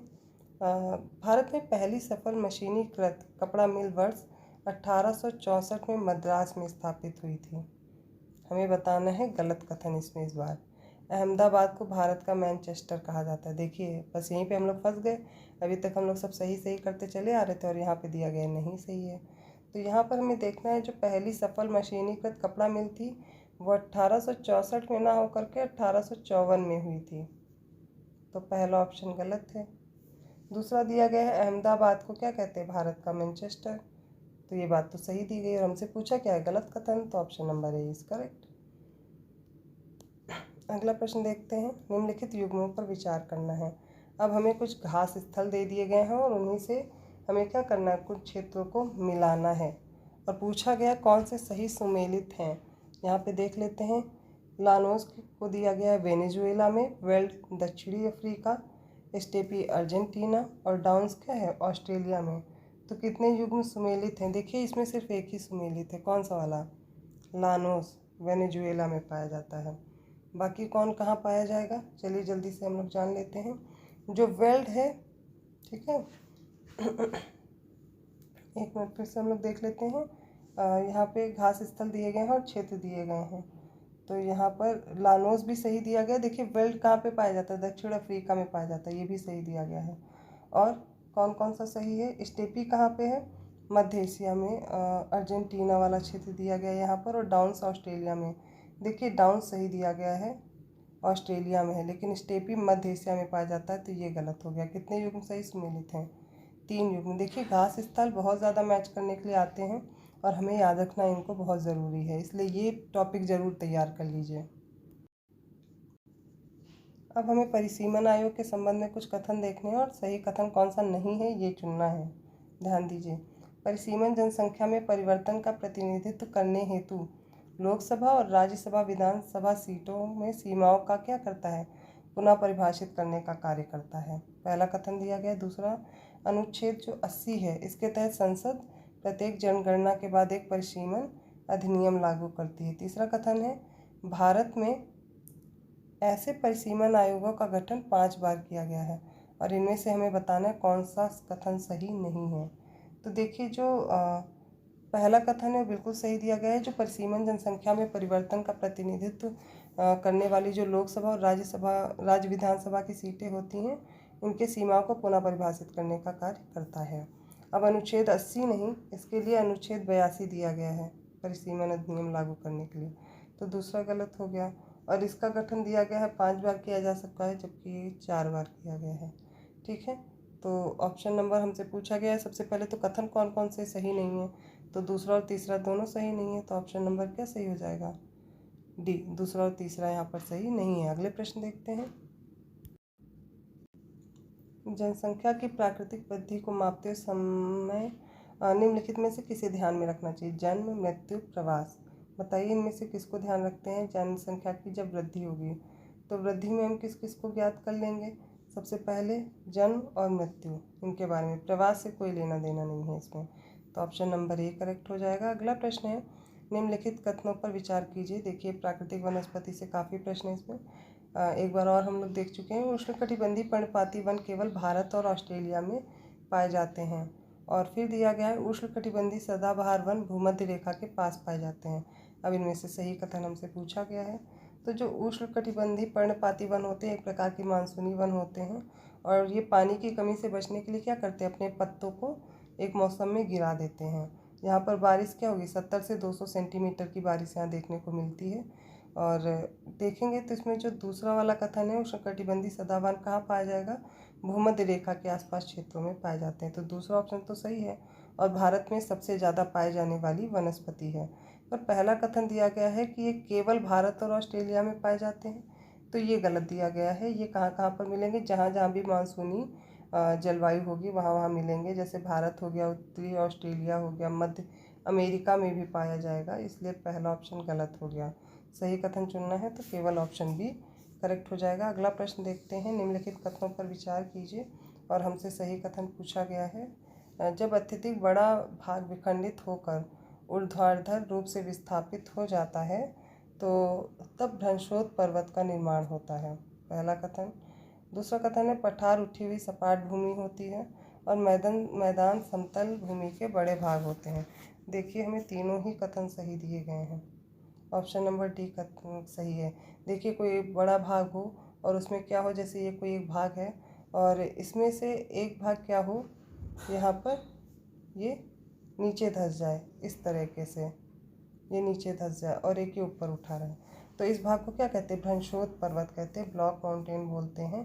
ठीक है, ये उत्खंड हो जाएगा, द्रोणिका हो जाएगा। ग्रेबन और हॉस्ट नाम से इनको जानते हैं। और पठार क्या है, उठी हुई सपाट भूमि है। मैदान क्या है, समतल भाग है मैदान। तो तीनों ऑप्शन हमें सही दिए गए हैं और ऑप्शन नंबर डी इसीलिए करेक्ट हो जाएगा। एक अर्थव्यवस्था की प्राथमिक गतिविधियों के संदर्भ में निम्नलिखित में से कौन सा कथन सही नहीं है। ठीक है, हमसे पूछा गया कथन कौन सा सही नहीं है। पढ़ लेते हैं सारे जल्दी से। प्राथमिक गतिविधियाँ सीधे पर्यावरण पर निर्भर होती हैं, पहला कथन है। दूसरा कथन है, पशुचारण गतिविधियाँ प्राथमिक आर्थिक गतिविधियों का हिस्सा है। तीसरा कथन है, प्राथमिक गतिविधियों में संलिप्त व्यक्तियों को ब्लू कॉलर वर्कर के नाम मतलब कहा जाता है। और चौथा ऑप्शन दिया गया, प्राथमिक गतिविधियों में सीधे पृथ्वी के संसाधनों का उपयोग किया जाता है। और कौन सा इसमें ऑप्शन गलत है ये हमें बताना है। तो जो प्राथमिक गतिविधियां हैं, इनमें जो संलिप्त व्यक्तियों को ब्लू कॉलर वर्कर दिया गया है, ये हमें गलत दिया गया है। इनको क्या कहते हैं, रेड कॉलर वर्कर, ब्लू नहीं बोलते। तो यहाँ पे 86 का ऑप्शन नंबर सी करेक्ट हो जाएगा। अब हम देखते हैं अगला प्रश्न 87 नंबर वाला। निम्नलिखित कथनों पर विचार करना है और हमें बताना है, जिस स्थान पर गर्म व शीत जल धाराएँ मिलती वह स्थान विश्व में सर्वोत्तम मत्स्यन क्षेत्र बन जाता है। पहला कथन है। दूसरा है गर्म महासागरीय धाराएं भूमध्य रेखा के निकट उत्पन्न होती हैं एवं ध्रुवों की ओर प्रवाहित होती हैं। देखिए दोनों कथन सही दिए गए हैं। क्या होता है, जहाँ पर गर्म और शीत धाराएं आकर के मिलेंगी, ठीक है, वहाँ पर क्या होगा, इनके मिलने से मत्स्यन जो क्षेत्र होगा वो बहुत सर्वोत्तम होता है। जो गर्म धारा हैं वो भूमध्य रेखा के आसपास से चलती हैं और किधर की तरफ चलती हैं, जैसे कि सादर्न हेमिस्फीयर में बात करूँ तो ध्रुवों की तरफ आएंगी नीचे की ओर, और यहाँ पर भी ऊपर चली जाती हैं। तो किस प्रकार की धाराएं, दोनों कथन हमें सही दे दिए गए हैं, तो ऑप्शन नंबर सी करेक्ट हो जाएगा। 88 में देखते हैं आगे। 88 में दिया गया है कि प्रशांत महासागर, देखिए महासागरों के बारे में कथन है और उनमें से सही कथन बताना। प्रशांत महासागर का विस्तार पृथ्वी के 1/3 भाग पर है, ठीक है। दूसरा कथन है अटलांटिक महासागर का पश्चिम तट उत्तर एवं दक्षिण अमेरिका से घिरा हुआ है। फिर हमें दिया गया है हिंद महासागर का आकार लगभग वृत्ताकार है, ठीक। फिर दिया गया आर्कटिक जो महासागर प्रशांत महासागर से छिछले जल वाले सकरे भाग बेरिंग जलसंधि के नाम से आपस में जुड़ा हुआ है। तो यहाँ पे हमें बताना है कौन सा ऑप्शन सही है। तो देख लेते हैं। पहला जो ऑप्शन प्रशांत महासागर का विस्तार कहाँ तक है, पूरे जो पृथ्वी का 1/3 भाग है, बिल्कुल सही दिया गया है। फिर देखते हैं अगला कथन हमें क्या दिया गया है। पहला कथन तो सही हो गया। दूसरा कथन दिया गया है अटलांटिक महासागर जो है वो सबसे बड़ा महासागर है पृथ्वी के 1/3। एक मिनट दूसरा कथन हमें देखना है। जो अटलांटिक महासागर है ये पश्चिमी तट उत्तर एवं दक्षिण अमेरिका से घिरा हुआ है, और कथन 2 भी सही दिया गया है। जो अटलांटिक महासागर क्या है, उत्तर में देखेंगे तो क्या उत्तरी अमेरिका, नीचे में देखेंगे तो साउथ अमेरिका है, दोनों हैं। दूसरा भी कथन सही हो गया। तीसरा दिया गया है जो हिंद महासागर है उसका क्या है, वो वृत्ताकार है, जी नहीं, बिल्कुल देखिए त्रिभुजाकार है। तो यहाँ पर देखेंगे हिंद महासागर, ये गलत हो जाएगा। चौथा दिया गया है जो आर्कटिक महासागर प्रशांत महासागर से छिछले जल वाले सकरे भाग, देखिए कहाँ पर मिलता है, बेरिंग जल संधि से मिलता है, बिल्कुल सही। तो 3 ऑप्शन हमारे 3 कथन सही हो जाते हैं, पहला, दूसरा और चौथा। ये किस में है, तीसरा वाला ऑप्शन, ऑप्शन नंबर सी। अगला प्रश्न देख लेते हैं जल्दी से। निम्नलिखित युग्मों पर विचार करना है और हमें बताना है कौन सा सही सुमेलित है। ये प्रश्न भी काफ़ी पूछे जाते हैं हमारे पेपर में। ऐसे प्रश्न करने की ज़्यादा से ज़्यादा प्रैक्टिस कीजिए। कृषि का प्रकार दिया गया है और दिया गया है प्रचलित क्षेत्र में कौन से हैं। तो गहन निर्वाह कृषि पूर्वी एशिया में की जाती है, स्थानांतरण कृषि दक्षिण पूर्व एशिया में की जाती है, खाना बदोश पशुचारण उष्णकटिबंधीय अफ्रीका में होता है। इनमें से हमें सही ऑप्शन बताएं। देखिए गहन निर्वाह कृषि पूर्वी एशिया में होती, सही है। स्थानांतरण कृषि जो है वो दक्षिण पूर्वी एशिया में ज़्यादा देखने को मिलती है, ठीक है। लेकिन जो खाना बदोश पशुचारण का क्षेत्र है ये गलत दिया गया है हमें, ठीक है। ये मध्य एशिया और भारत के कुछ हिस्सों में होता है जहाँ पर अर्धशुष्क और शुष्क क्षेत्र पाए जाते हैं, जैसे राजस्थान, जम्मू कश्मीर, ऐसे वाले रीजन में। तो तीसरा गलत हो जाएगा। ऑप्शन नंबर इसका कौन सा सही हो जाएगा, पहला और दूसरा, ए ऑप्शन, ठीक है। अगला प्रश्न देखते हैं जल्दी से। देखिए इससे तो पिछली बार भी प्रश्न आया था, सहायक नदियों का। निम्नलिखित में से कौन सी नदी गंगा की सहायक नदियां हैं, और हमें बताना है। इसमें घाघरा दिया गया है, सोन, चंबल, गंडक और कोसी, और इसमें सारी ही क्या है, गंगा की सहायक नदियां हैं, ठीक है।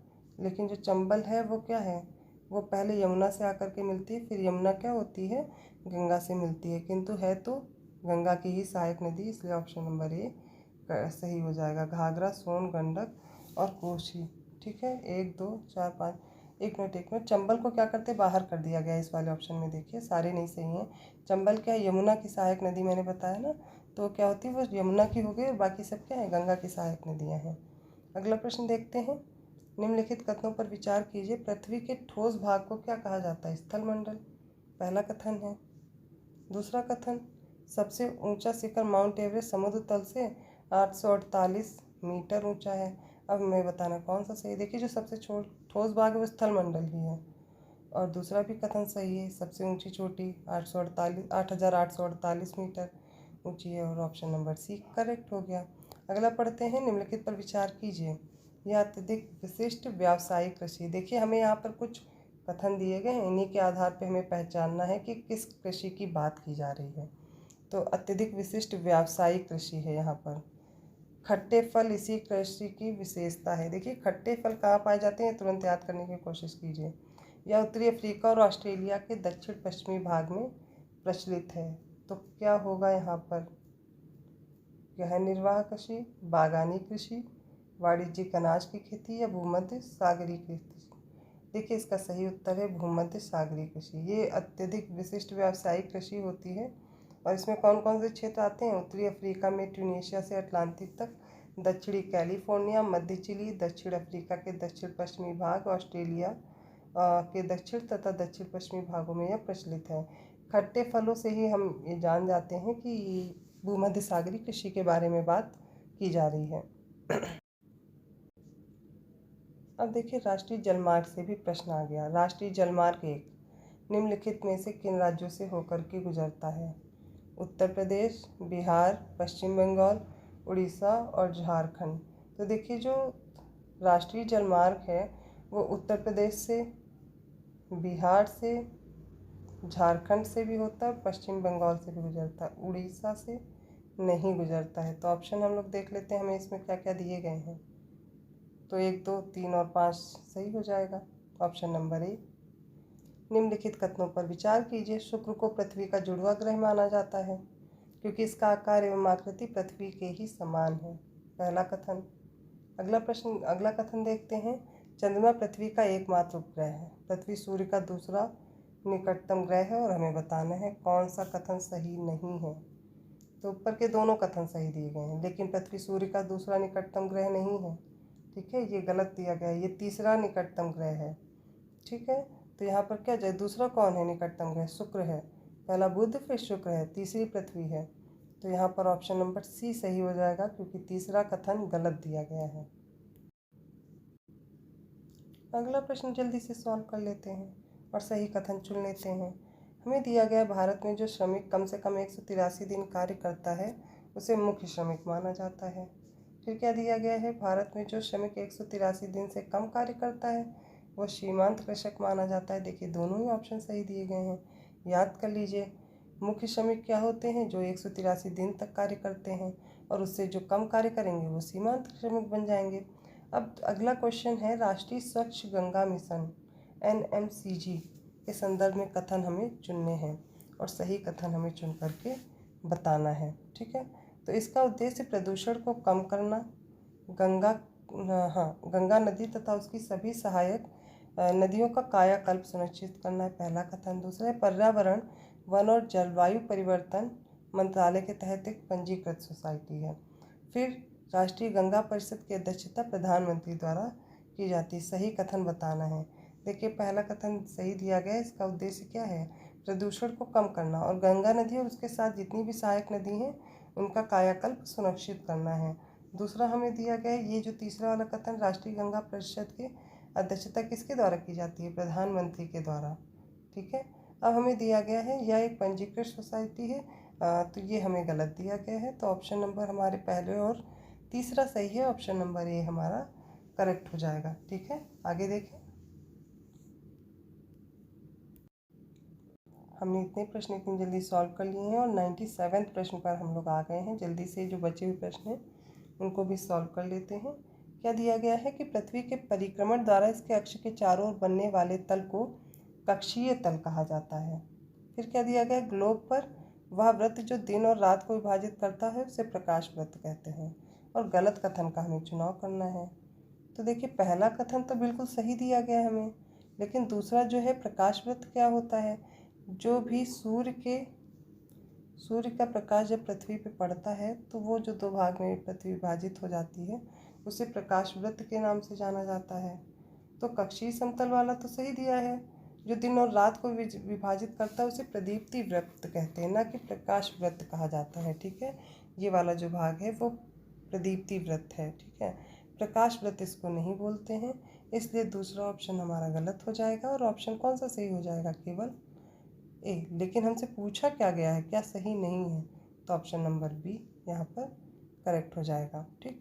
अब हम लोग समझते हैं, शीर्ष और सुंडाकार घंटी के आकार का आयु लिंग पिरामिड इंगित करता है। क्या क्या इंगित करता है, इनमें से हमें सही उत्तर बताना है। विस्तारित होती जनसंख्या को, घटती हुई जनसंख्या को, स्थिर जनसंख्या को या विषम जनसंख्या को। देखिए जो शीर्ष की ओर जो सुंडाकार घंटी के आकार की जो होती है, ये हमें क्या करती है, स्थिर जनसंख्या को क्या करती है, सुनिश्चित करती है। तो ऑप्शन नंबर सी करेक्ट है। अगला प्रश्न देखते हैं। निम्नलिखित युग्मों पर विचार करना और हमें बताना है कौन सा सही सुमेलित है। तो जल्दी से इसको भी देख लेते हैं। हमें एंजल जलप्रपात दिया गया है दक्षिण अमेरिका में, नियाग्रा जलप्रपात कहाँ दिया गया है, उत्तरी अमेरिका में, और विक्टोरिया जलप्रपात दे दिया गया अफ्रीका में। और हमें बताना है कौन कौन से आपस में मैच किए गए हैं। तो देखिए जो एंजल जलप्रपात है वो कहाँ पर है, बताइए। चलिए मैं ही बता देती हूँ। जो ये वेनेजुएला में एंजल जलप्रपात है दक्षिण अमेरिका में, पहला सही हो गया। फिर हमें दिया गया है नियाग्रा वाटरफॉल, और ये कहाँ पर है, याद कीजिए। ये हमें दिया गया है कहाँ पर, ये गया उत्तरी अमेरिका में, और उत्तरी अमेरिका में ये नहीं है, कहाँ पर है, ये अफ्रीका में है, ठीक है। और तीसरा दिया गया विक्टोरिया,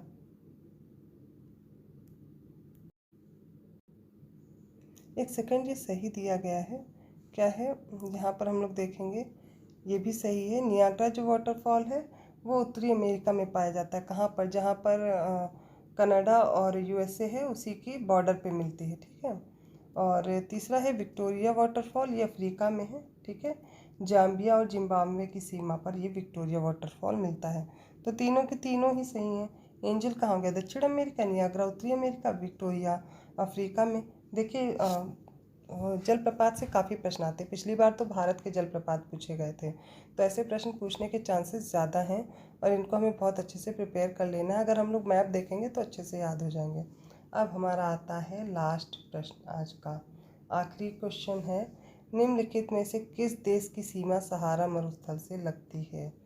तो ये प्रश्न पूछा गया है और उत्तर में दिया गया अल्जीरिया, नाइजर, ट्यूनीशिया, मोरक्को। जल्दी से चलिए उस प्रश्न का उत्तर देने की कोशिश कीजिए। देखिए जो सहारा मरुस्थल की सीमा 11 देश से लगती है। कौन कौन से देश हैं, अब इसमें आ जाएंगे चाड, मिस्र, अल्जीरिया, लीबिया, माली, मॉरिटानिया, मोरक्को, नाइजर, सूडान, पश्चिमी सहारा और ट्यूनीशिया। अब इसमें से देखते हैं क्या क्या है। इसमें से हम लोग देखते हैं अल्जीरिया भी आ गया, नाइजर भी आ गया, ट्यूनीशिया भी आ गया और मोरक्को भी। ऑप्शन नंबर डी करेक्ट हो गया। इस तरह हमने क्या किया है, पूरे 100 क्वेश्चन सॉल्व कर लिए हैं। ये दृष्टि की सीरीज़ है, मॉक टेस्ट सीरीज़ है। इससे हम लोग को अपने एग्ज़ाम में काफ़ी हेल्प मिलेगी, जो भी लोग क्या कर रहे हैं, पीसीएस का प्री एग्ज़ाम देने जा रहे हैं, ठीक है। तो इस एग्ज़ाम के लिए बहुत अच्छे से प्रिपेयर रहिए। पहली टेस्ट सीरीज़ आज हमने सॉल्व कर ली है। अब कल हम दूसरी टेस्ट सीरीज़ सॉल्व करेंगे जिसमें फिर से 100 क्वेश्चन होंगे, और ये हम जीएस के क्वेश्चन पेपर सॉल्व कर रहे हैं। सीसेट नहीं है, जीएस है, जिसमें क्या होता है कि जीएस से रिलेटेड सारे क्वेश्चन पेपर मिलेंगे हमें। तो हमने क्या किया है, लगभग 100 प्रश्नों को सॉल्व किया है, और आई होप इन प्रश्नों से आपको बहुत ही ज़्यादा हेल्प मिली होगी। अगर वीडियो अच्छा लगा तो प्लीज़ लाइक कीजिए, चैनल को सब्सक्राइब कीजिए और भी लोगों तक पहुंचाइए जिससे टेस्ट सीरीज सॉल्व कर सकें और उन्हें भी फ़ायदा मिल सके। आपका कोई सुझाव हो तो प्लीज़ कमेंट करके ज़रूर बताइएगा। धन्यवाद।